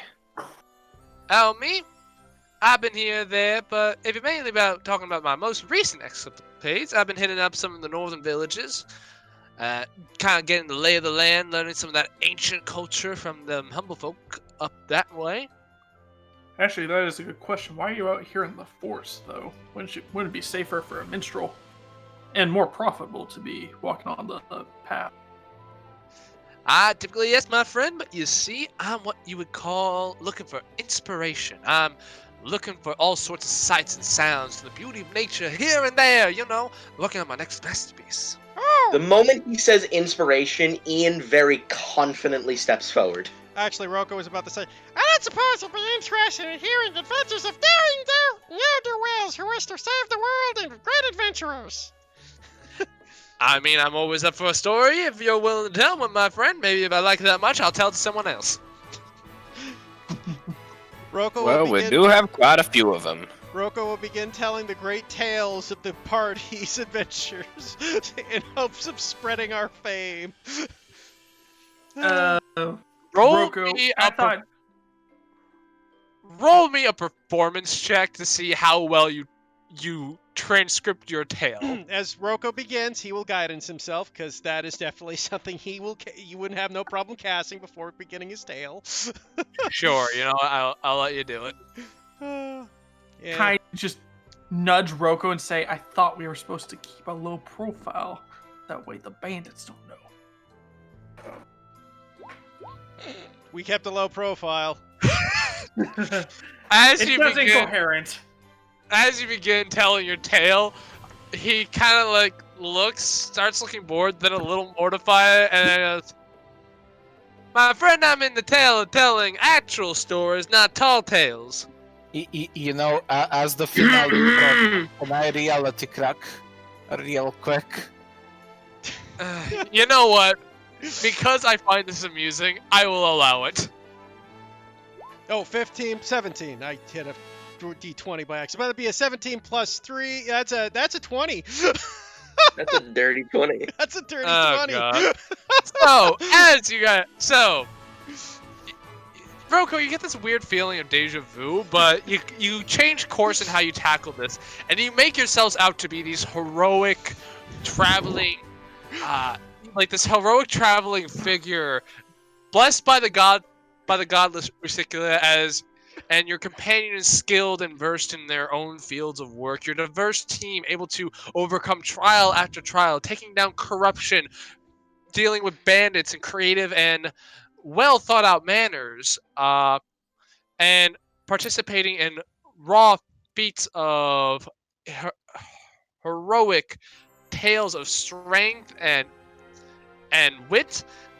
And this man seems raptured. He's taking down notes. He seems very into what you're saying. He goes, and all this is real. Then you're saying, like, this isn't anything, like, you're not exaggerating. You're not making any of this up. Like, you did all this. Oh yeah, easily. Let's look at him. Doesn't he look like the sort that can handle a group of bandits? I dare say he's True, a big I was lad. there. I dare say he is a big lad. And you can just see him writing all this stuff down very excitedly. And he's like, Help. them all now?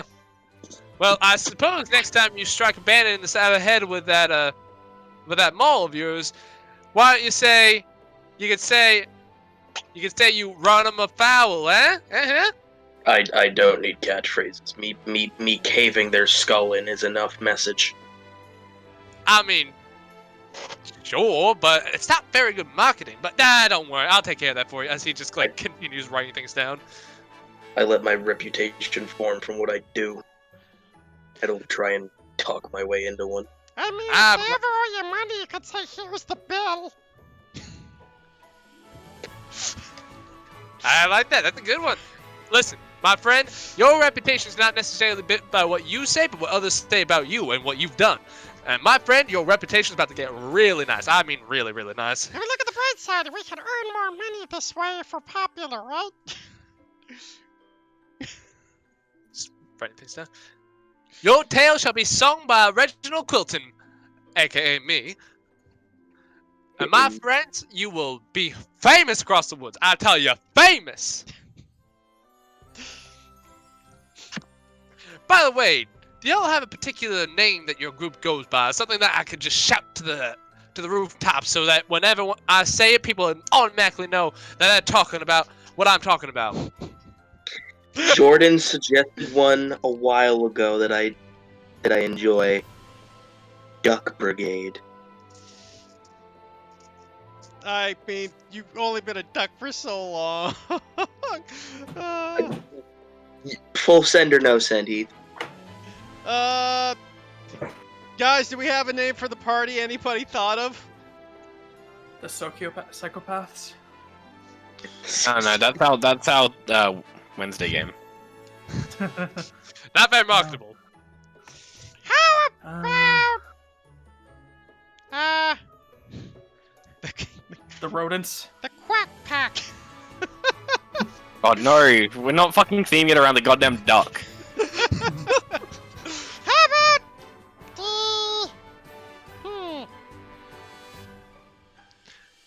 Y'all want my suggestion? Sure, what do you got?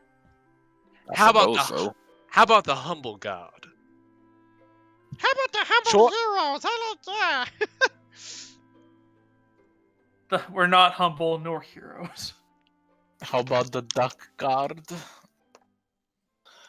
Quack. Yeah, Darren, I'm gonna I like ask you to do that thing you do where you don't talk in social situations, please. Thank you. no, he's.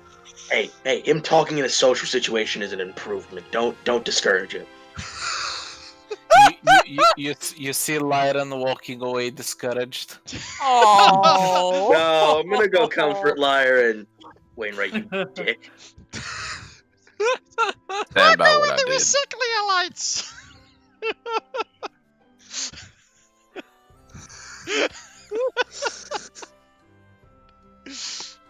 You'd think that the duck one is worse, and then Aroko just decides to Jehovah Witness it. I'm gonna put forward one suggestion. Sure. How about Ash Burrows last? Huh. You know, I kind of like it. It's actually not bad, I have to admit. Ashborough's last. Alright, I think that their name sounds really right, and given your stories, it's very appropriate. So, how about this? Next time I'm traveling around, I'll spread your tale all across the woods. I like it. That'd be deeply appreciated, sir. Thank you, my good friend. And Roko will slip him 2 gold.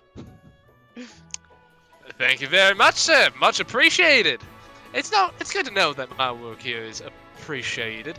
Ashborough's last is what you're going with, though, right? Making sure I got that right. Yeah, I think that's the best name. All right, got a good ring to it. Got everything you're looking for. All right, you folks, I promise you, next time you're in Elderheart, Winter One Reach, Meadowfen, hell, even if you go to the Bracken Mill, I'm not heading that way for a little while. But you know what? I'm sure my tales of your glory and your heroic deeds will reach there before I do. So, you folks keep doing on what you're doing, and I hope and pray to the gods above that they'll look after you and you don't meet with some cruel, awful demise. Thank you. And let's get going, Be guys. reassured. You know, if this guy is really good at his job, like out of character, in the world there will be 2 people that meet each other and discuss the Ashborough's last.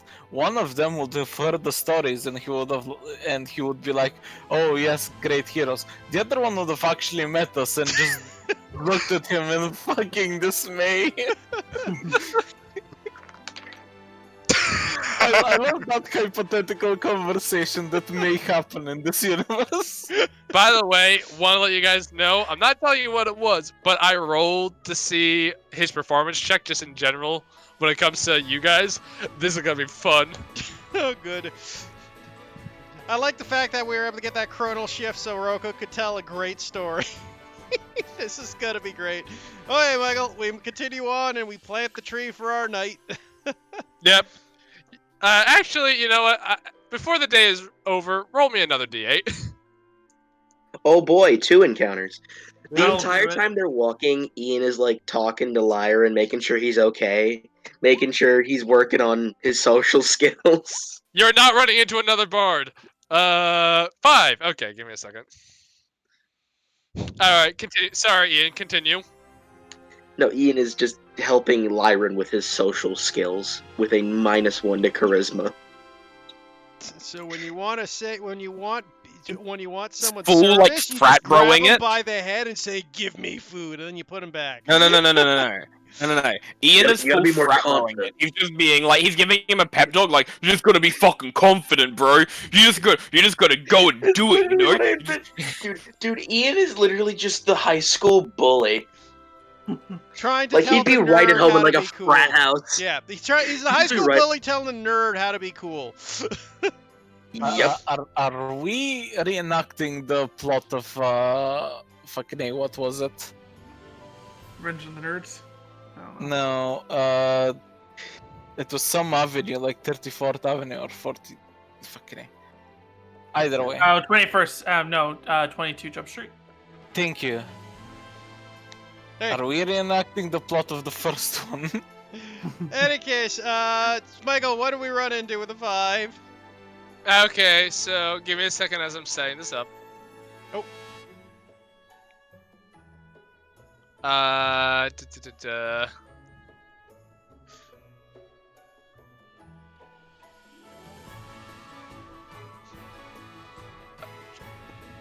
Best part is Roko got free advertisement for Recyclia too with that tale.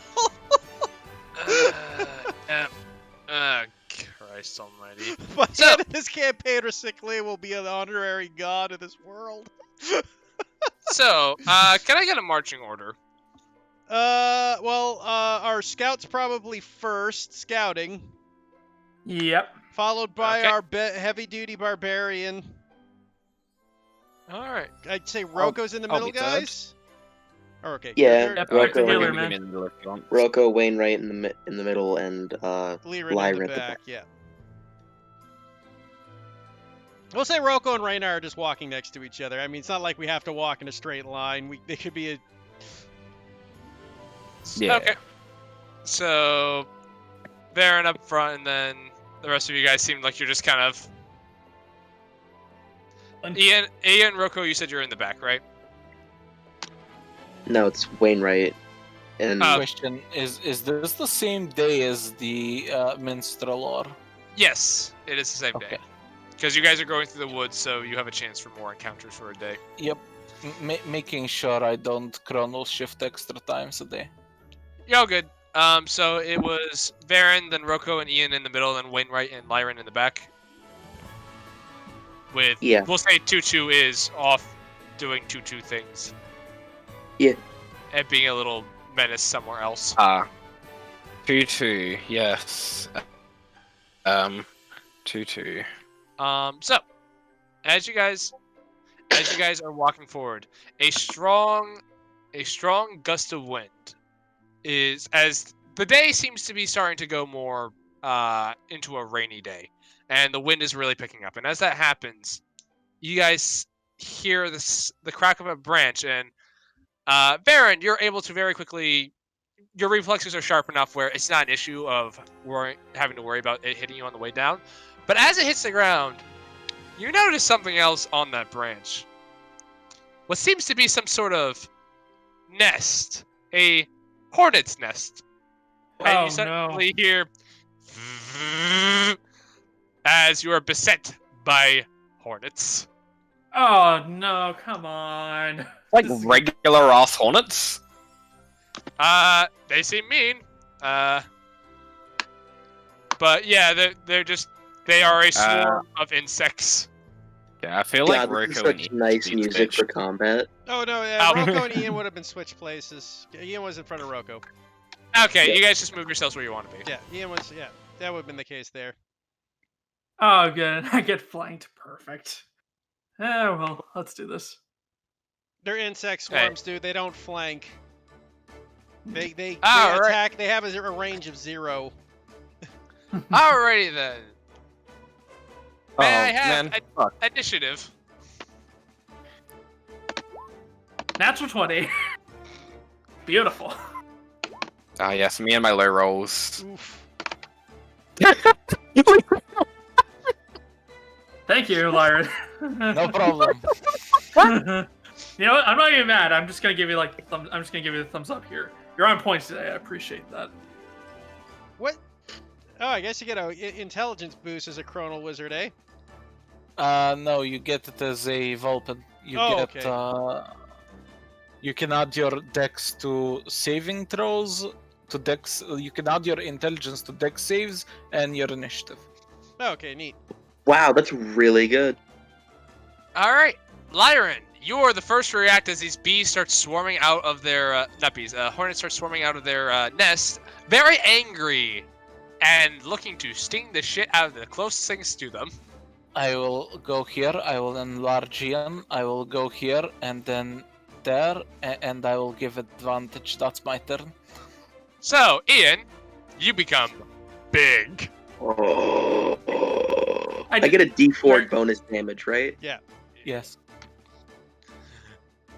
So Lyran, you just pat him on the back, and Ian, you're like, huh, that's weird. It kind of feels like the same feeling, like the same stretching muscle sensation you felt earlier with Lyran, but now it feels like, but as that happens, you just feel your skin start to stretch, and it's almost like, it feels like you were just giving a good stretch without actually having to stretch, and you are now just big.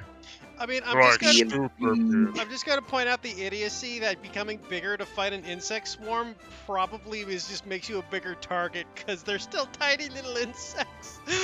Wait, how much taller do I get You get twice when I'm as much. enlarged? Yeah, you get Ian's twice as big 14 and feet is tall over right time. now. Christ. Ian's 14 feet tall right now. Jesus Christ. Oh god. Very- So that happens. Lyran, do anything else? No, I'm good. All right. Varen, you Varen just- have bees everywhere. Well, more like Varen, but- Varen just has his swords out ready to slash at these, and then he just as he's preparing to strike, he's like, huh, it suddenly got a lot darker in here. He just turns his head around, sees just this 14 foot just behemoth behind him. He's like, you know what? I got no time to deal with that. I'll deal with that my death later. And he is going to go for the strike against these two with the 2 short swords. Go for it. First attack's at advantage because you got help. Yep. 14 to hit. Let me see. 14 does hit. They are bees. All right. They are bees. They are bees. Buzz, buzz, buzz, buzz. Also, Michael, no, they aren't bees. By your description, they are hornets. Oh, you know what? You know what? I'll say fuck it. They're bees. All right. We can't kill bees. They're a vital part of the ecosystem. Fine. They're hornets. If it makes your Oh. Ignore the sneak. if it makes your consciousness feel better, you do notice it. Your thrusts are having a harder time hitting these small little targets. You're doing, for sake of brevity, they have resistance. I'm pretty sure you guys are well aware of that. Also, you don't yeah. have the +3 damage on the short sword, so that's just a 4. Because unless you, Oh, no. Yeah, sorry. You're Yeah, good. okay. But anyway, so that's 8 damage on the first one, and then 2 that'd be... damage on the second. Yep. Yeah. So it's 10 damage total. Cool. Yeah. Your blades are covered in just bee guts or Yeah. or hornet guts. Just a Funny. couple splats of hornets. Yeah. You know, like when you're driving and you get like that one bug that splats in your windshield. That's what his short swords look like. Exactly. Yeah. Oh, God. Ian. Ian's gonna get angry. You get angry. Stupid fucking bees! Fucking bee! And he's gonna. I'm gonna wreck. I am 100% recklessing these bees. Oh my god! So, as your mole comes crashing down, it kind of, you actually have so much force behind it that it, like, you're actually, like, the air gets compressed and, like, pushes the bees out of the way before your mole can actually, like, hit them, so you actually, like, push all of them out of the way. Hmm. But that was And reckless, you so know they what? do have advantage. I know! Yeah, I'm gonna chronal shift that one. Do I get to roll again with advantage, or just roll one more time? You get to re-roll for whatever that means. I can That's- force the That's a re-roll. DM. That's a DM call whether they get the advantage or Yeah. just an extra die. Can you link it for me? Just for your ease of looking up at it. I did declare reckless, so Well, no, it's just that sometimes it's whether or not you get the advantage and disadvantage, or you just get an extra die. Is kind of how it works. I will say roll. I'll say you can roll at advantage. sweet. 19. That will hit. So instead, an alternate timeline breaks out where you do hit. 13. You forgot your rate, or no, that was your rage reduced. damage. The +1 Yep. is Yep, Yeah, the and that Plus is one is double reduced. D4. And that is reduced down to 6. There's an alternate the- universe now where Ian missed and all of us died from bees. The swarm looks significantly smaller. Alright. You bloodied the swarm. Next up, the swarm you just hit. Buzz, buzz. Because these things have no survival instincts, as they are a swarm of a hive mind. A swarm of a hive mind. There's multiple hive minds. God, this is gonna be so bad. Let me see here. Does a 20 hit? No. Yeah, it is. All right, you take 4 points of piercing damage, reduced Reduce to to 2, 2. as these things are just stinging you all over, and it hurts. Like, it's not doing as much physical damage, but damn does it hurt. And it's also very itchy. Psychic damage. Wainwright. Wainwright, Before that happens, is it alright if I use my skirmish just to move half my speed out of the way? Let's see. During your... As a reaction, sure. You know, I'm gonna And go end its behind- turn I'm within gonna- 5 feet of him, so that would technically can't activate. it. Yeah, no, yeah, you're good. So, you may do that. Sorry All about right. Okay. luckily that doesn't change my plan very much. Wainwright's going to toss out a little, like, rectangular box. And he's going to toss it just over there beyond where Roku is. Alright. As he summons his protector turret. Which looks like a Fancy. little hexagonal, like, box with glowing joints. Glowing, like, lines between the hexagons. With, like, little mechanical spider legs. And Is it- with my bonus action...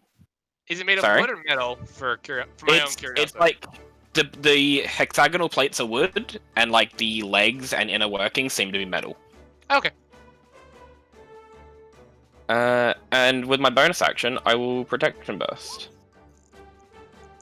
So everyone within 10 feet, so everyone except for Liren and his familiar, get 8 temp HP. Sentry going up. Alright, pretty cool. Everybody does, or And- just They're within 10 feet. Everyone within 10 feet of the turret. So that's everybody. And yeah, that's and- me. Yep. to clarify, you can do that as every round as a bonus action? Every round is a bonus action. Okay. And Just it has, wanna make it has, yep, and it has 15-foot movement speed because it does have legs. I just want to make sure everyone is aware, temporary HP does not stack. If you get new temp HP, it replaces the old one.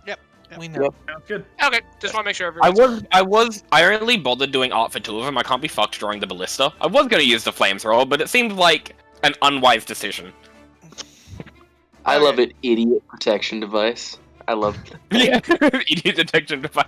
I'm glad you noticed that, Jay. Great. Oh, I forgot what was my name for it. I can't remember. Roko's turn. Anyway, that was your bonus action, wasn't it? His action was a Yes. release. It was my action. It was my action to cast it.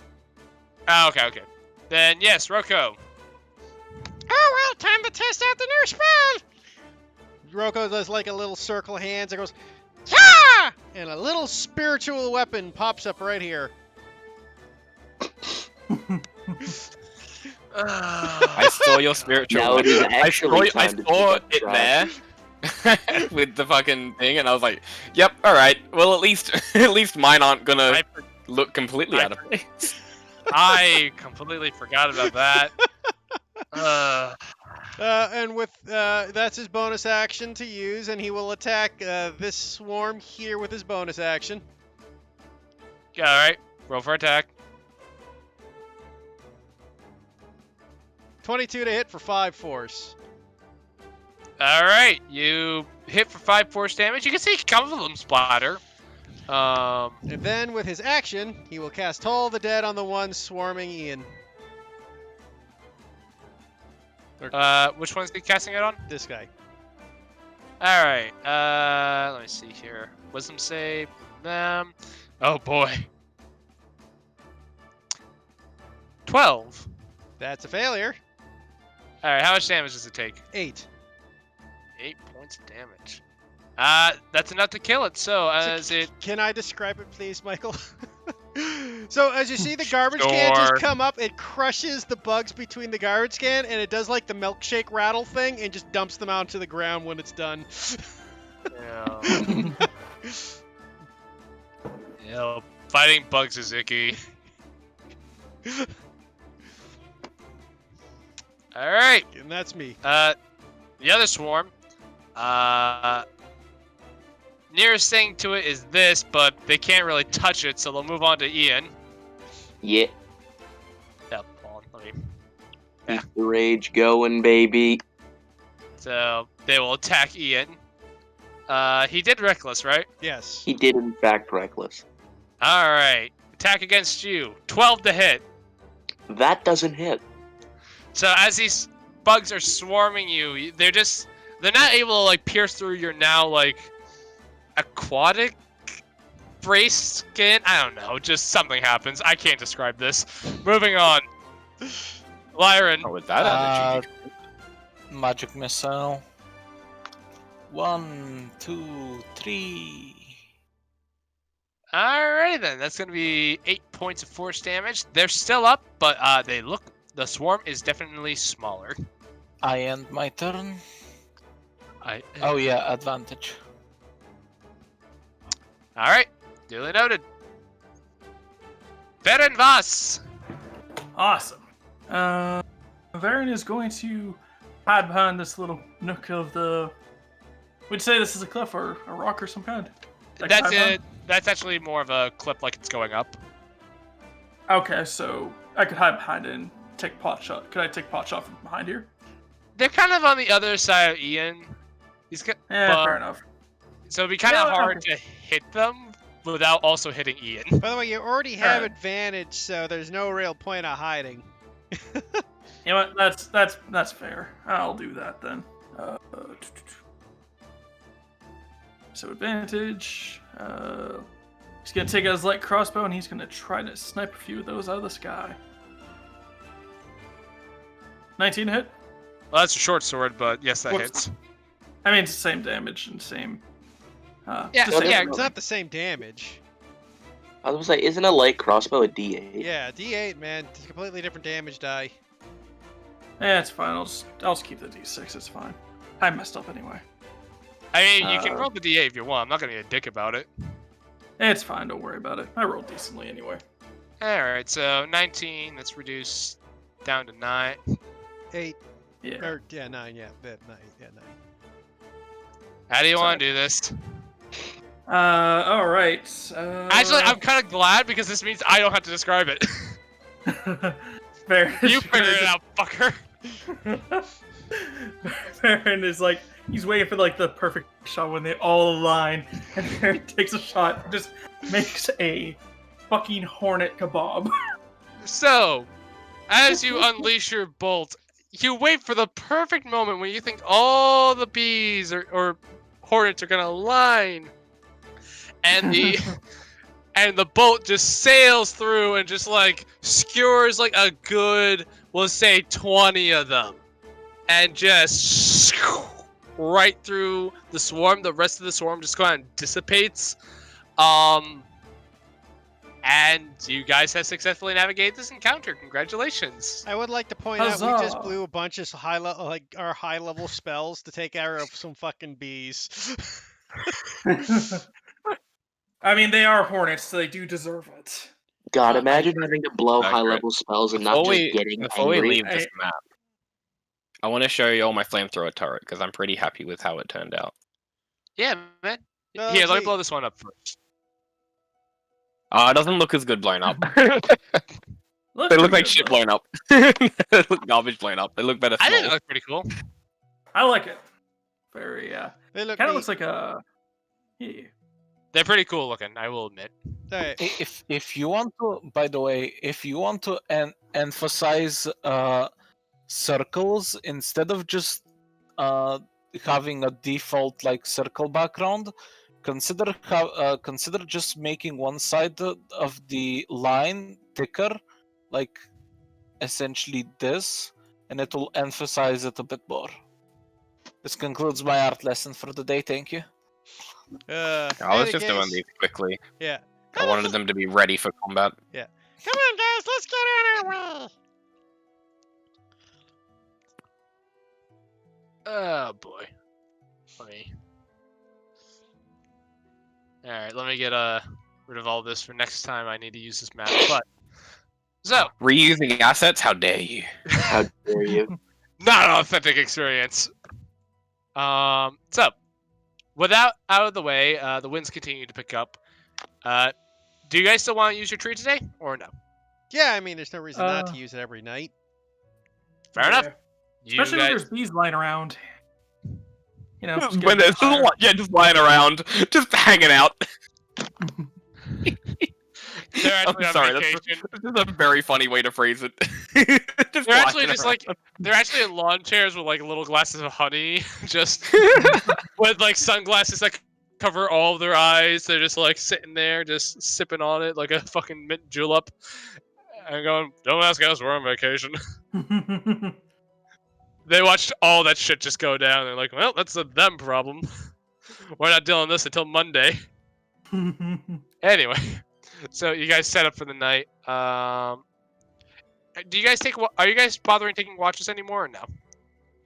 I mean, we might as well, just in case something flying comes by. Yeah, Wainwright will definitely take a watch. Wainwright will take first watch. I wouldn't know what watch is. I'll take a second, I guess. I could just take the third. Liren doesn't have eyes. He lost his eye privileges. You have been banned from seeing. Do you think Liren would like be wise enough and worldly enough to figure out that watches are a good idea? No. All right. I mean, so, I just thought Laren was just naturally like on the lookout for people just so he can avoid them. all right. So, for sake of brevity, first, second, third, fourth watch. Who's doing what? I'll take third. Wainwright first. I'll take second. I'll take last. Sounds good. All right, Wainwright, give me the first watch. Wainwright, roll perception. Boop. The winds are blowing pretty hard, and you can feel the tree like the tree branches kind of shake a bit, but the platform is sturdy enough. Nothing really seems to go on during your watch. Things seem to be fine for the moment. That's convenient.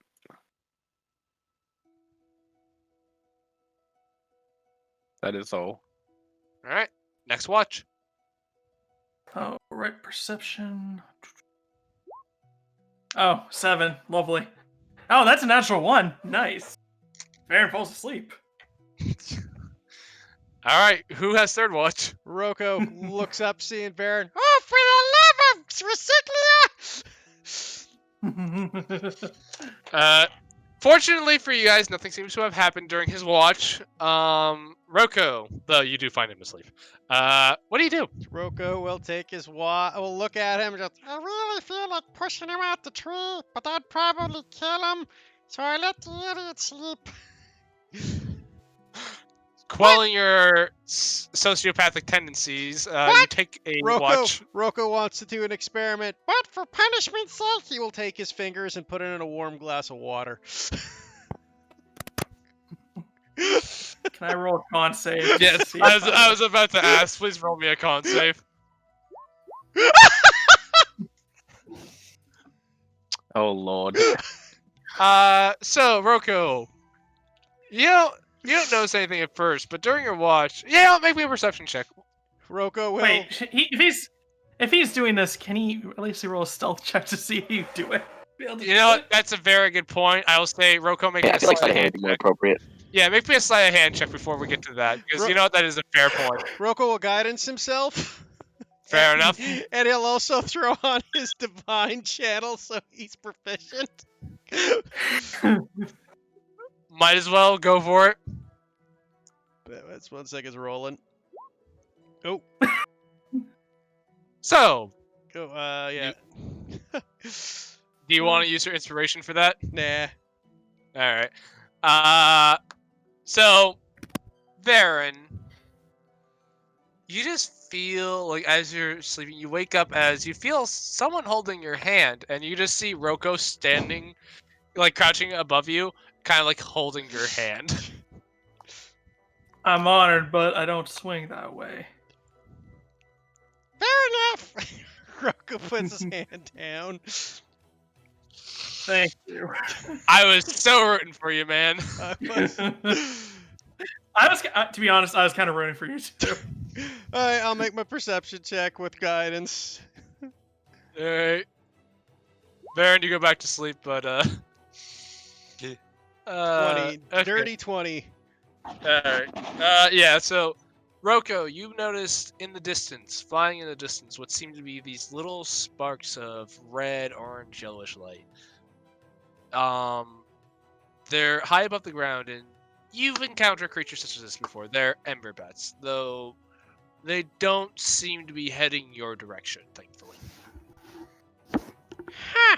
Well, that could have been worse. I'll make sure I make the big guy know about that to keep an eye open. And when his watch is done, we'll tell Ian that Watch out for enderbats. All right. Ian is going to take out his halberd so he can stab things farther away if they decide to attack the tree, Okay. and will make his perception check. Dirty 20. God damn, you guys are getting a lot of those today. All right. Yeah. So throughout your watch, yeah, no. So throughout your watch, you do notice that the Ember Brats kind of like, you do notice them again. They seem to be heading back in the direction Roko saw them coming from. It seems like they're just kind of moving about. You're not entirely certain why they're moving about like this. But they don't really come towards you guys because they roll the fucking 1 and a 2 on their perception checks for you guys. So you guys are good for the night. The rest of you wake up. The tree shrinks back down to the size of a little dinky thing, and you guys may continue upon your adventuring day. Hey, who's rolling the d8s today, boys? Don't forget your rations. Oh yeah, one Oh, rest yeah. down. Everyone make a coffee ration. Thank you, Jay. Who hasn't rolled one yet?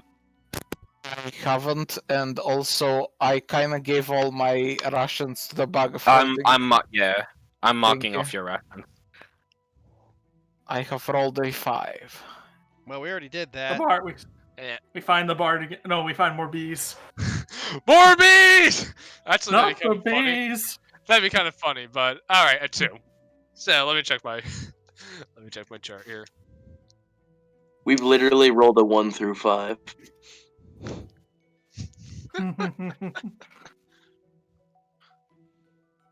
Okay. So as you I guys, don't like the sound of that. oh boy, it's gonna be Is fun. this the 4 owl bears? No, this is worse. 5 You owlbears. hear the Tarask No. as the ground shakes. No. That's a weird task. I thought that was a It's- rooster. It's a Taras that was just recently born. So, you guys come across what seems to be a lake. The water's a little murky, but otherwise seems fine. You notice it seems to have water skippers on the top of it. You can see fish kind of in there. It is a larger lake. Like not so large as to be put on the map, but definitely of note. Are you guys stopping here for any reason, or are you just kind of continuing on with your day? Is there any reason any- to stop here? Refill your water skins. Just kind of take it some time to enjoy the water. It's a bright sunny day, a little hot, but otherwise.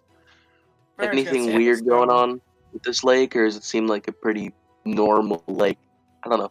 I don't trust random encounters, man. Always something. Well, I mean, Oh, that's are you? adorable. So, are you looking for something? And like, are you Yes, looking for? Tumblr memes. Something that would set it apart from being a normal lake. Like, is there anything suspicious? Piranhas. It's always Make piranhas. me. I will say survival check for this. Survival? Oh boy, Sure. Ian's proficient in survival. That's a 9. All right. As you are kind of going down to the lake edge, things seem fine for the most part. You don't really notice anything too unusual. But as you're kind of like going down, feeling the water out, you do notice what you can swear to be kind of a glint. Like the water's not like the water's a little murky, so it's a little hard to see, but you see a little glint, kind of like in the middle of it. It's hard to make out what it is though. The moment Ian sees the glint, immediately kind of ooh shiny mindset, gonna throw his mong to fucking dive in after it. Okay. Rocco So you all- looks over. Did anybody see what happened? Oh my god! So Ian, you jump into this lake and start swimming for the shiny, and it's bright. I don't know how I want to do this. All right. Did not expect that. All right. Ian is now being eaten by a giant I'm not angler sure why fish, you didn't people. expect Okay, that. okay. This is the guy who sat in a fucking geyser and searched for an amethyst because it was shiny and cool rock. So give me a minute as I quickly throw together a map. But this is the man. Remember, this is the man who has every single possible magical tinkering item I could make, and all of them are rocks that I made shiny. Yeah, you know, it's a fair point. Give me a moment. I gotta. If it's just a water encounter, simple suggestion, Michael, just blank map, type in the word water, and just slam it on. Very good point, Heath. Thank you.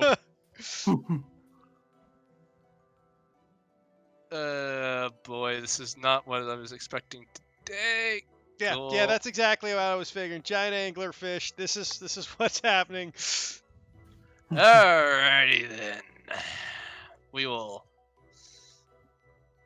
Boy, this is gonna be a thing. All right. The water's edge is a lot larger than this, but we're gonna just go with this because I have a size limit on this particular map. Because again, I was not expecting all this to happen. Give me a second. Yeah, no, I'm sorry, Michael. It's just too shiny. I would like to No. point out that if he dies, that means Totem of the Duck dies underwater. How much irony is that?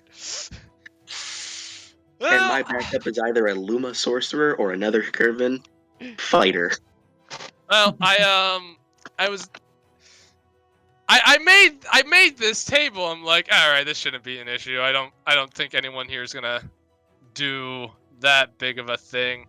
I feel like I'm taking Duratar's mantle of doing the unexpected, Jordan. I don't know. So I feel like I have that cape very firmly around my shoulders. So Ian, first things first. As you go to reach for the shiny, it's glowing and it's really nice. And as you're kind of like going up to it, let me see here. I don't know where it's from. Alright. Oh my god, no! What? Natural 20? 20s were rolled. Yeah, I know that sound. I've made it. Oh no! How much damage? You take. So, as you're reaching for this shiny, you feel this sudden, like, jagged feeling go across your entire body. I need you to make me a strength saving throw. Okay. If I die, I'm not even gonna be mad. 9. Alright, you take 20 points of piercing damage, I'm good. and you're grappled, and underwater. So. Wait, oh yeah, wait, robust build. Yeah. No, not robust build, fucking Surge of Vigor. Yeah. Because that was over half my max 6 hit points. Please roll well. Okay, never mind. You've never rolled well on the Surge of Vigor once. So, the rest of you put yourselves somewhere on the edge of the water as you are being attacked by this thing. Oh, No, that's So we called it. Pet. We called it giant killer anglerfish. Totally called it.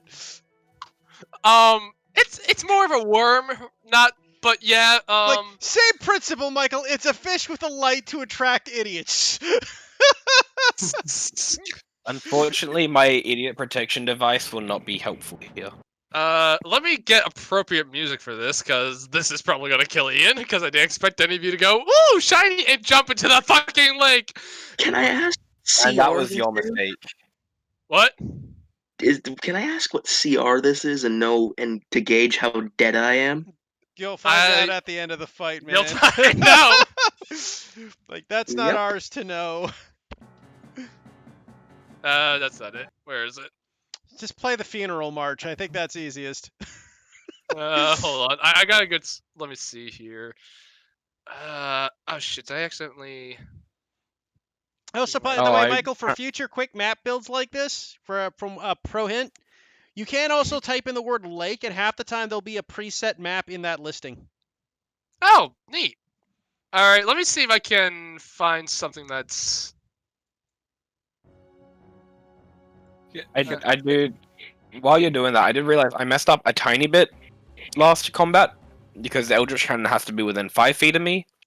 It doesn't make that much of a difference because it could have just walked to the spot I spawned it, but But I mean, also it You're good. literally, yeah. I mean, it literally makes no difference as far as it literally did nothing. Everything was dead before Dan. no. Ian, Yeah. I'm gonna No, say Yeah. Well, you are.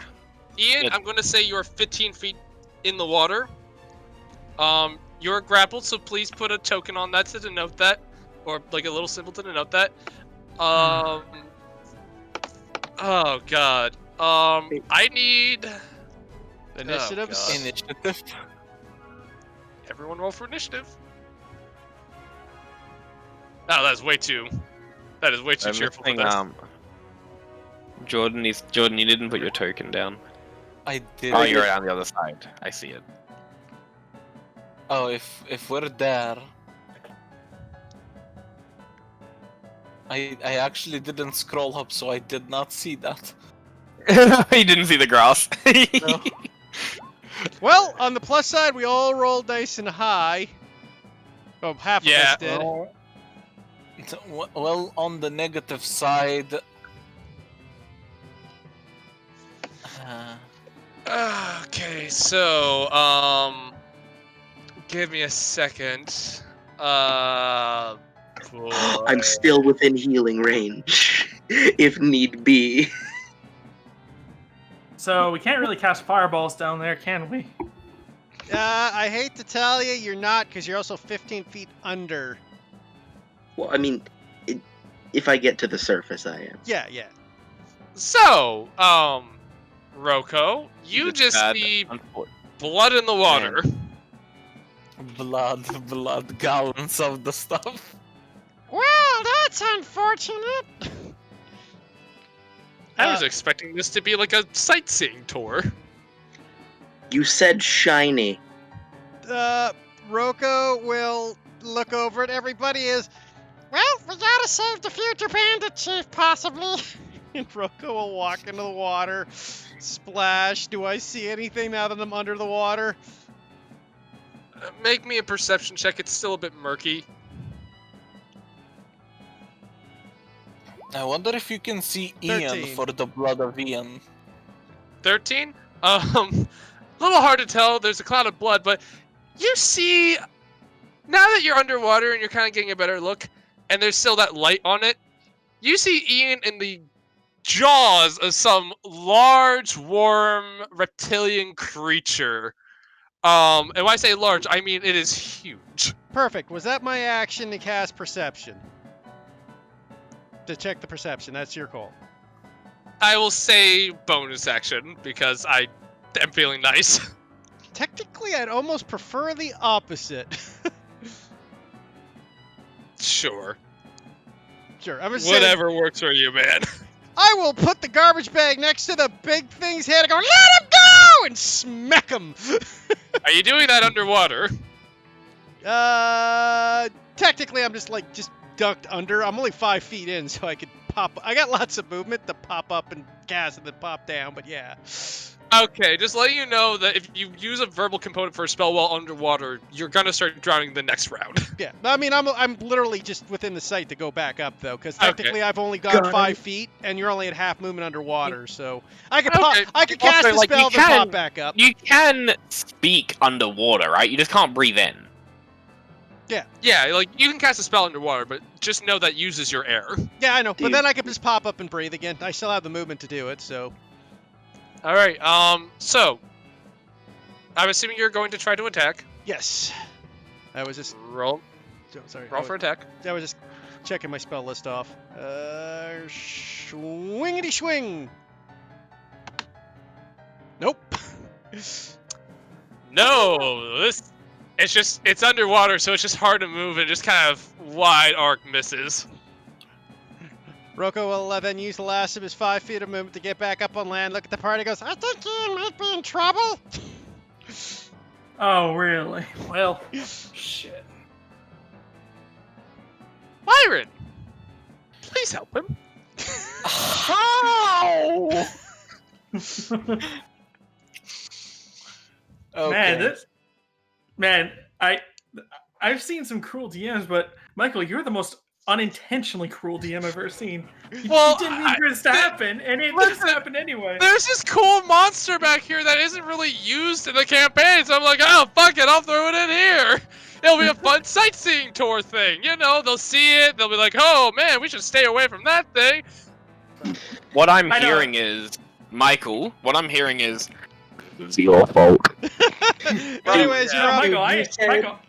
Michael, I'm not blaming you. Just FYI, this is not your fault. It's Yeah, unintentional. no, if Ian cruelty. dies, I'm not mad at all. Like yeah, this is what was doomed this- to happen. I played a stupid barbarian, and he liked shiny things. Like, I don't know. Oh, God. Alright, Moving, so Lyran, what are you up to? Yep, moving underwater is half movement, correct? Correct. Okay.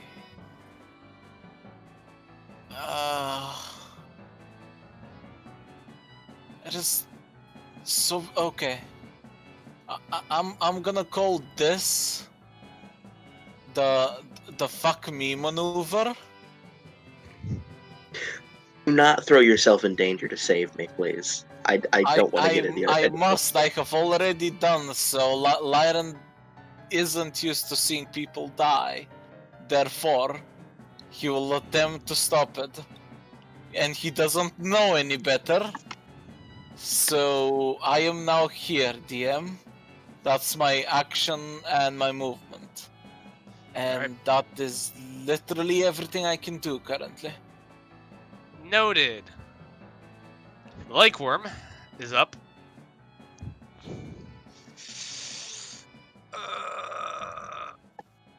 Alright, let me double check the rules for grapple. Well, he might have advantage if it's in a bite. Generally, that's how it works. Yeah, let me see. Oh boy, this is gonna be interesting. Alrighty then. Just want to make sure I have this right. Because this is gonna suck if... Okay, cool. Alright. It will make... Alright, it's gonna make another bite at you. Does a 17 hit? A 17. Wait, it's attacking me. Does it have advantage? It does not, but a 17 does it hit? Can I impose disadvantage? Well, With your act- unconscious. Yeah, his duck. I'm thing- not. Yeah, no, he's not Yeah. unconscious. He's still conscious, so he's got that reaction, totem spirit. Yeah. No, I'm not raging. I'm not raging. Never mind. Oh yeah. Yeah, I'm not raging. yeah. 17 hit. So, alright, you take 10 points of piercing damage. Wait. Hold on. Is he unconscious at the moment? Yeah, he's conscious. He's not dead. I will impose disadvantage on that attack roll. Alright, I'll have it roll again. No, still hits. Fuck. It rolled a Ian, is 25. Ian's still up. Okay, well, you take 10 points of damage, but since you're grappled, you are swallowed. Oh no, it's a Vor episode. This is terrible. You are blinded and restrained. You have total cover against attacks and other effects outside of the lake worm. And the rest of the stuff you'll find out later. I am well aware. Yeah, this is the end of our barbarian, guys. I cannot heal him in there. Oh. Okay. Wainwright.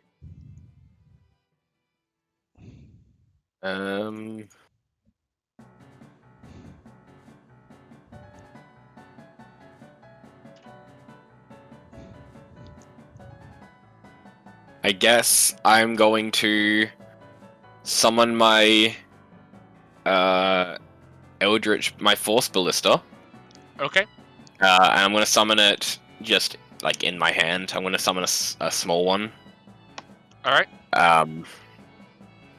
And I'm just gonna poke my head in the water, and it's. I can see the big giant thing, right? Make me a perception check, because we're Okay, going I to have make one make as well. a check. Because, yeah, easily enough. You see this thing better than Roko, Ooh, and it is. With that, I just frightening. want to aim. I want to aim for like around its mouth. I just want to make it let go of Ian. Ian's He got inside stuck. of it. Oh, he's inside of it. All right, I'm just gonna aim for its head. Go for it. Force ballista. Make a force blast. 22 22 definitely hits. All right, 11 and take force damage. duly noted. It hit. It seems a little bothered by it, but it definitely looks your way. Yep.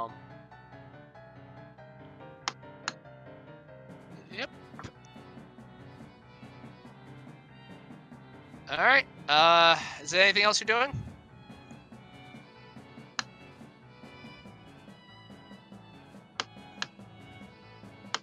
Wainwright?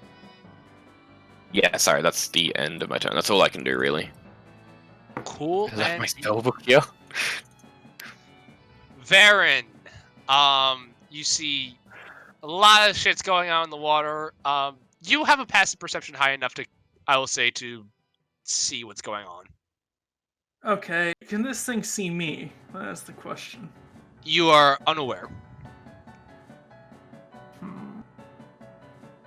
You know what? I'm gonna just take a crossbow shot at it, just because that's the only thing I can do. And since I can't see it, I would have disadvantage, I assume.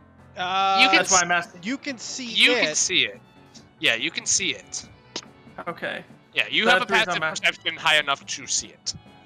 Okay. That's why I'm asking if it can see me, so that way if I determine if I can roll advantage or not. You would have to hide still. Yeah, like, Alright, I'll just bonus action hide, I guess. You know, I'm smaller than Roko. I'll hide behind him. okay. Alright, I'm just gonna use him as like my little I'm just gonna hold your shoulder straight. Just 1 second. That's a stealth. 15 to stealth. Okay. Let me see. Alright. You are potentially hidden from it. You may make your attack if you want. Alright, should I roll with advantage or disadvantage? Roll with advantage. Cool. Thankfully, crossbows are one of those things that can shoot underwater. It is. Yeah. 18 does hit. Alright, and with my sneak attack. Grand total of 12 damage. I'm gonna try to stick it right in the eye. Don't quite get the eye, but you definitely do a respectable amount of damage. Yeah, fair enough. Farron's gonna say, I'm not quite sure if this is gonna be effective in saving our barbarian friend. But I guess we can keep trying. I mean, we got one choice: kill the thing now, or we let Ian die. That's kind of our options. Yeah. Farron will also step back for a bit, just, you know, that way Broken can do his thing without having a crossbow on his shoulder. Alright. Yep. Next, that's Varen. Ian! Okay. At the start of your turn. Yep. At the start of your turn, you feel this acidic juices starting You get to. more than 2 damage. Yeah. You take a He's lot of poison. unconscious. Okay. You are unconscious and are taking acid damage at the start of each of your turns. We literally have at most 3 rounds to kill those things if we're lucky. All Yeah, right. no, I'm sorry, guys. Roko's turn. Oh, fuck! Roko will, it is balls to the walls time, guys. Roko will line a shot up and cast Guiding Bolt with his action. All right. I will say you have a good enough view on it that you may do so without disadvantage now that you've been able to track this thing's location and see it demolish Ethan. Boy. Oh! That's a hit. That's Alright. a big one right there, boys. Alright, 21 to hit. Not bad, not bad. For 17 points of damage. Alright, this thing is out of the triple digits. Okay, we are in trouble, but I ain't done yet. As Rocco then uses his trash bag at advantage. Go for it. Oh! Damn. You are, Okay. Rocco, bringing the pain today. You guys might do this. Let him go! It's just cracking his thing. 28 damage in 1 round for a cleric's pretty good. Yup. Alrighty then. Lyran, you are in the water. I am wondering. Oh boy. I know. I'm scared too.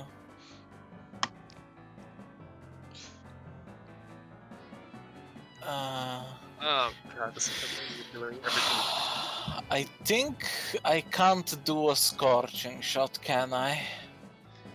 It will have resistance against the damage as it is underwater.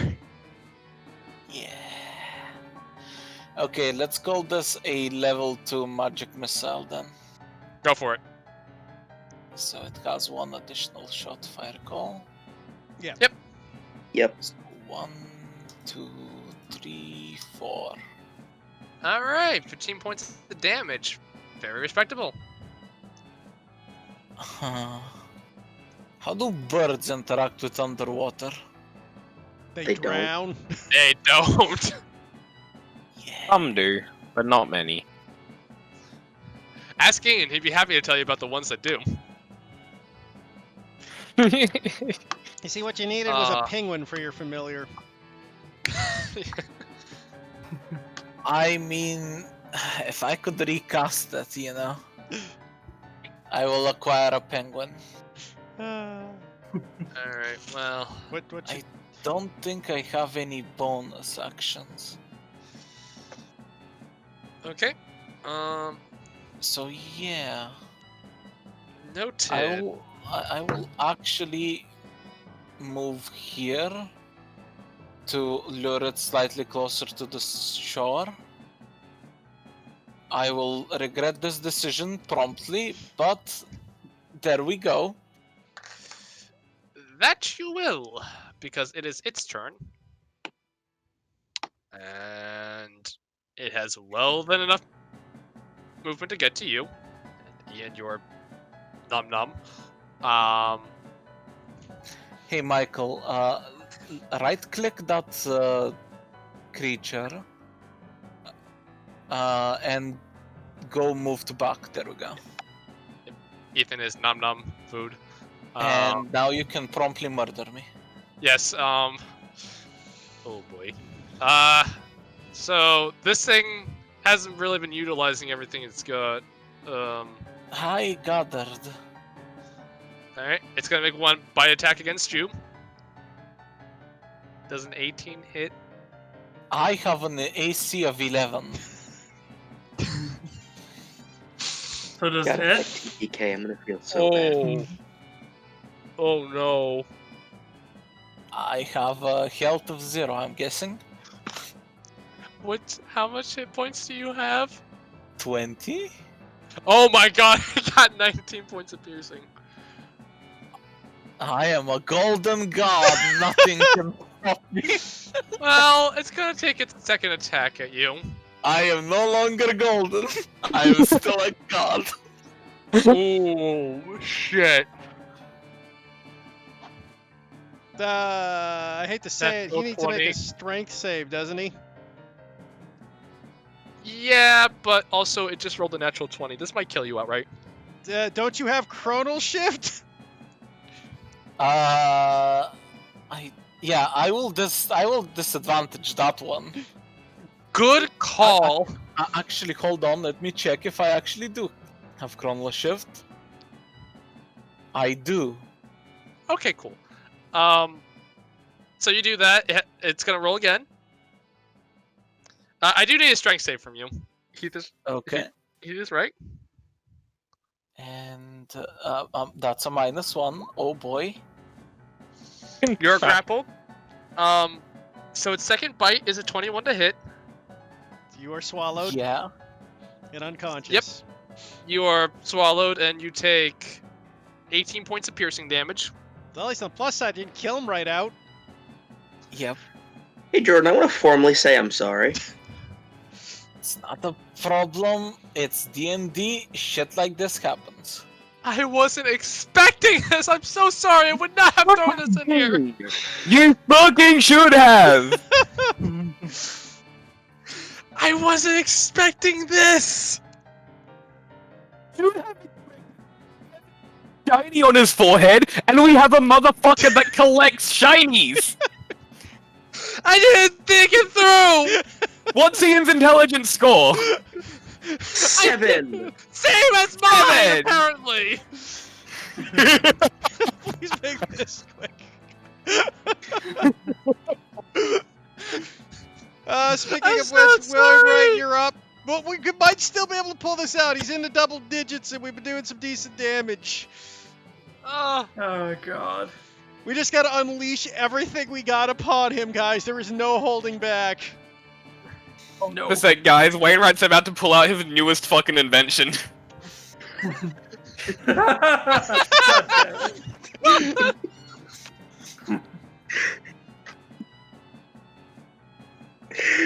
Oh my god. Hey, Michael, can you make me an agreement? If they kill this, can we level up ahead of schedule? Like, if you do I this, I will think about this. Okay, That's a Wainwright. Glock! Bang, bang! Wainwright, unless you pull this out of your fucking bag of holding, I don't think we're killing this. We might. If we have done some very significant damage. Let's keep going, guys. It's got to be down in the 70s or so by now. Alright, bonus action, where's my Force Ballista? Bonus action to fire my Force Ballista. You got it. Fuck. 13 misses. Yeah, I figured. Yeah. How could that to say? You don't have an inspiration, eh? No. By the way, Michael, I actually want to ask a question now. Some creatures can only swallow up to one creature per time. Is that the case, or? Let me double check that. I'm fairly certain it doesn't say it has a limit.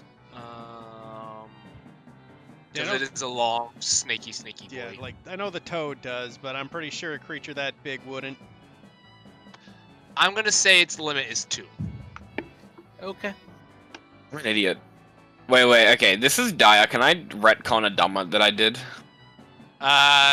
Depends. What's the retcon? I just want to cast a spell and then fire. You know, I'll allow it, considering how bad this is. Also, because I haven't played in like 4 weeks, I forgot what Wainwright can do. Alright, That's fair. You know, that's can fair. I cast a fairy fire on the big boy? Sure. Dex save, right? Yeah, dex save. Alright. It got 12. That's a failure. I think that fails. Yeah, that fails. Huzzah. I do not need he has to advantage see now. that. Oh my god. I have advantage on the force Beautiful blast. bastard. Alright, roll me another one. Okay. Come on, baby! Come on, baby! 15? 15? 15. Nah, there's no way. Still misses. Christ. Shit. That was good damage as well. 13 force damage. That was Fuck. such good. Damn. Sorry. Alright. Well, that's everything. Aaron! Alright. Let's hope I can just pull a natural 20 out of my ass right now. Come on, Andy. For once in your life, roll like you fucking want to live. You have advantage since it is fairy fired. Yeah, all our Yep. attacks are at advantage, yep. Yeah, but 17 hits. 17 Yeah. does hit. 20 damage. It's a solid hit. Very nice. Solid hit. That is a solid hit. Thank you for pinging it.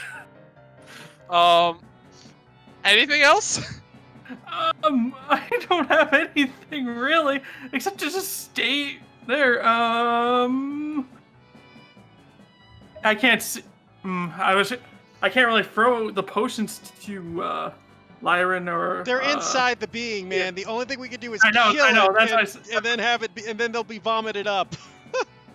Yeah, I know. That was the only thing I was gonna say. I was like, I can't really throw them to them because they're in a lake and they're inside the creature. So, I guess not. So I guess that's it for me. I'll just continually rotating my crossbow, just like hoping to hit them. I have a Alright. question. Since it's coming up on my turn, are you done, Andy? Yes. What's gonna trigger first, the acid damage or my death save? Technically, both start to. Both are supposed to be at the start of your turn. I will say.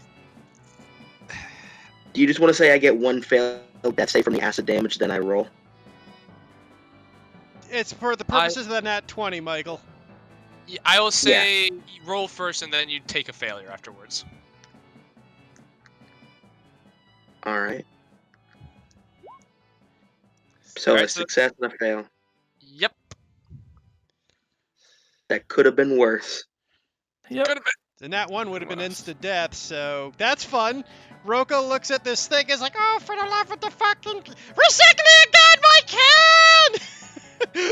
And I will cast a level 2 guiding can at this thing now that I got advantage on it. Go for it. Please do well. Come on. Oh, 20 damage! Another 20 damage. All right. I'm gonna go pee. And then I will smack it with advantage. Go for it. Shit! Miss. That was a good hit too. Fuck. If I use my inspiration, do I still get the advantaged roll, or is it out? I will say, just roll me another one. I'm just wondering if it's worth it. I mean, you have a chance to get it back every single week there, Mike. Heath. I mean, Heath. Mike. Yeah, sorry. I don't know why I thought. Yeah. So you have a chance next week to get Mikey it back. boy! No, I'm just Yeah. wondering, it might be worth saving for a guiding bolt versus the spiritual weapon, right? It's up to you. You know what? I'm gonna save it for one more round. It's not like this would kill it. But Roko All right. right back up. Lyran. Death save. Oh goody, that's a failure. You're at 2 death save failures, because you do take acid damage at the start of your turn. Now I have to decide. This thing's survival instincts would be kicking in. After everything you guys have done to fuck it up, but... But I, as the DM, Yeah, I as the DM do not think it is as fun if this thing runs away and you cannot save your companions. So... I mean, you already kind of went with the what it would do at this point. Anything else is I, as the DM. Because it makes a more interesting story if you guys have a chance to survive, and it doesn't just run away to its little bed in the lake, this thing actually comes out of the shore, goes up to Roko, as you see this thing actually has, like, sort of like pseudo-legs. Oh, that is a big motherfucker. Roko! It's gonna attack you! Of course it is. Well, you've been banging the shit out of it! Yep, I'm expecting it. Alright, 1 bite attack at you. Does a 10 hit? No. Second bite attack at you. Oh my god, I got a natural 1. Recycling protects!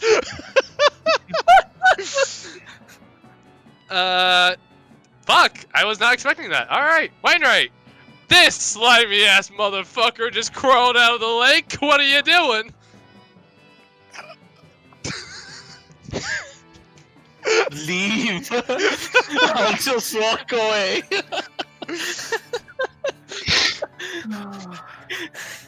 If we don't kill it here, they die. Yeah, but Potentially you But guys. ranged because it's now on attacks. land. I'm in melee range. You can Ranged take that attacks. attack of opportunity with if you want to two- risk it. If I have to cast shield, does that take up my spell for the round? I will say no. No, it's your reaction. Okay. That's your reaction. Okay, cool. Well, it's because okay. Yeah, I will try to move away.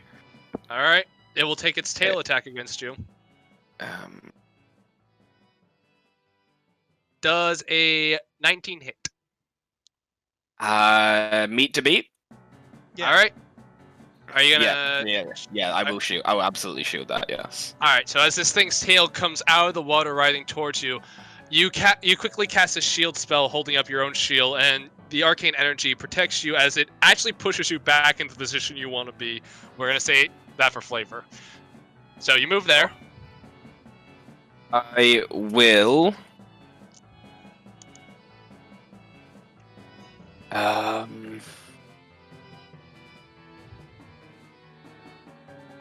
I will yeet a nearby rock as I cast catapult at it. All right. It's got to make a dex save, right? Yes. That's good damage. All right. Let's see how it does. 6. Rock Right. will burn. So it takes 16 points of bludgeoning damage. 16 points of bludgeoning damage, and it will. Good amount. And I will bonus action fire my force ballista. All right. 20. That does hit. This thing wails and moans in pain as it's just thrashing about, desperately trying to kill you guys before it falls. Is that your turn? That is my turn. Baron. Varen This- just teases. Sorry. It's biting at Roko. It is on the shore. It is bloody mess. What are you doing? Seeing as the creature is biting towards Roko, Varen's just gonna come from the side and just stab both of his swords into its eyes, hoping to finally finish this thing off. All right, roll for your attack at advantage since the fairy fire is selective. Damn it. 17. 17 does hit. You may roll sneak attack. 16? 13. That's not 16. That's 13. 13. 13. Sorry. You lucky bastard. How do you want to do this? Oh my god! Oh my god. Varen is going to. It's not over He's yet, gonna- guys. We still have one death saving throw left. Varen is going to. As this thing's going to go for bite for Roko, Varen is going to jump on Roko's back, take both his swords. He accidentally clips one of the swords against his teeth and stabs it right into the mouth. Like he jumps into the mouth and stabs it through the top of his gums. Its gums. All right, so as you hop in there, you just stab through it. You can feel the spurt of dark ichor blood just kind of rain down upon you with this force as the pressure is high up in its head. And you feel it puncture the skull and actually into the bottom of the brainstem as you just swirl it about and twist. You can feel its gray matter just start to ooze out of the hole that you left in the top of its mouth and just start kind of dripping onto your talons. That's the end of your. Is that the end of your turn? I'm assuming. As a bonus action, as my movement, I'm going to go in deeper and try to. Can I try to pull one of them out? I will say you could. I think they just get ejected when it dies, don't they? Let me check. Usually that's the case with an engulfed creatures. They're instantly ejected upon death. Or maybe they're just you have to use an action to get out. I can't remember. It could be either. They're no longer restrained, but they're still in there. Yeah. And you don't have a bonus action. You used it. Yep. I will say you can definitely get it in there to. I will say you can get in there and open pull them out. one of them out. I mean, pulling them out doesn't you matter. can- They're not taking the acid damage anymore. But Yeah. I will. You can pull- vibe with us. I will try to pull Ian out. Ian's a bit big for you. I can't. Ian's a I mean, both of big, them are. Ian's a bit big for the world. I'm gonna pull him out by the antlers and just get his like head out, so that way I'm like, Roko, hurry! Well, I I mean, will. for the purposes of for purposes of combat, Michael, it doesn't really matter. Roko's going in to get them both up. I will say sure. You guys may. But it still comes down to Ian's death saving throw. That's the thing. Yeah. I still have to roll my death save. Yeah, Ian. Oh, sorry. I didn't mean to get rid of that. Ian, yeah, make me one more death save. You're no longer taking damage at the top of your turn. Hey, Resiclia. I know I don't believe in you. Could you throw me a bone here? No. No. You're alive. I'm still alive. Like, There it is. yeah. Okay. no. Now it is Roko's turn. So Roko will dive into the body. He will look at his two dying friends and go, "Ah, for the love of!" With his bonus action, he will cast Healing Word upon Liren. All right.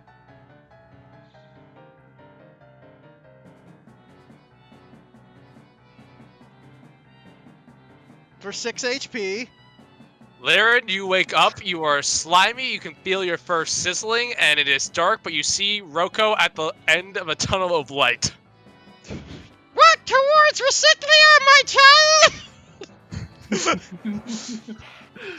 God. And then he will cradle his barbarian friend's head in his hand and just close his eyes, say a quick prayer, and just shove his healing potion down his stupid throat. Roll for My own healing. healing potion? No, I have a healing potion, so I don't have to do anything. That's just my action to give you the healing Alright. potion.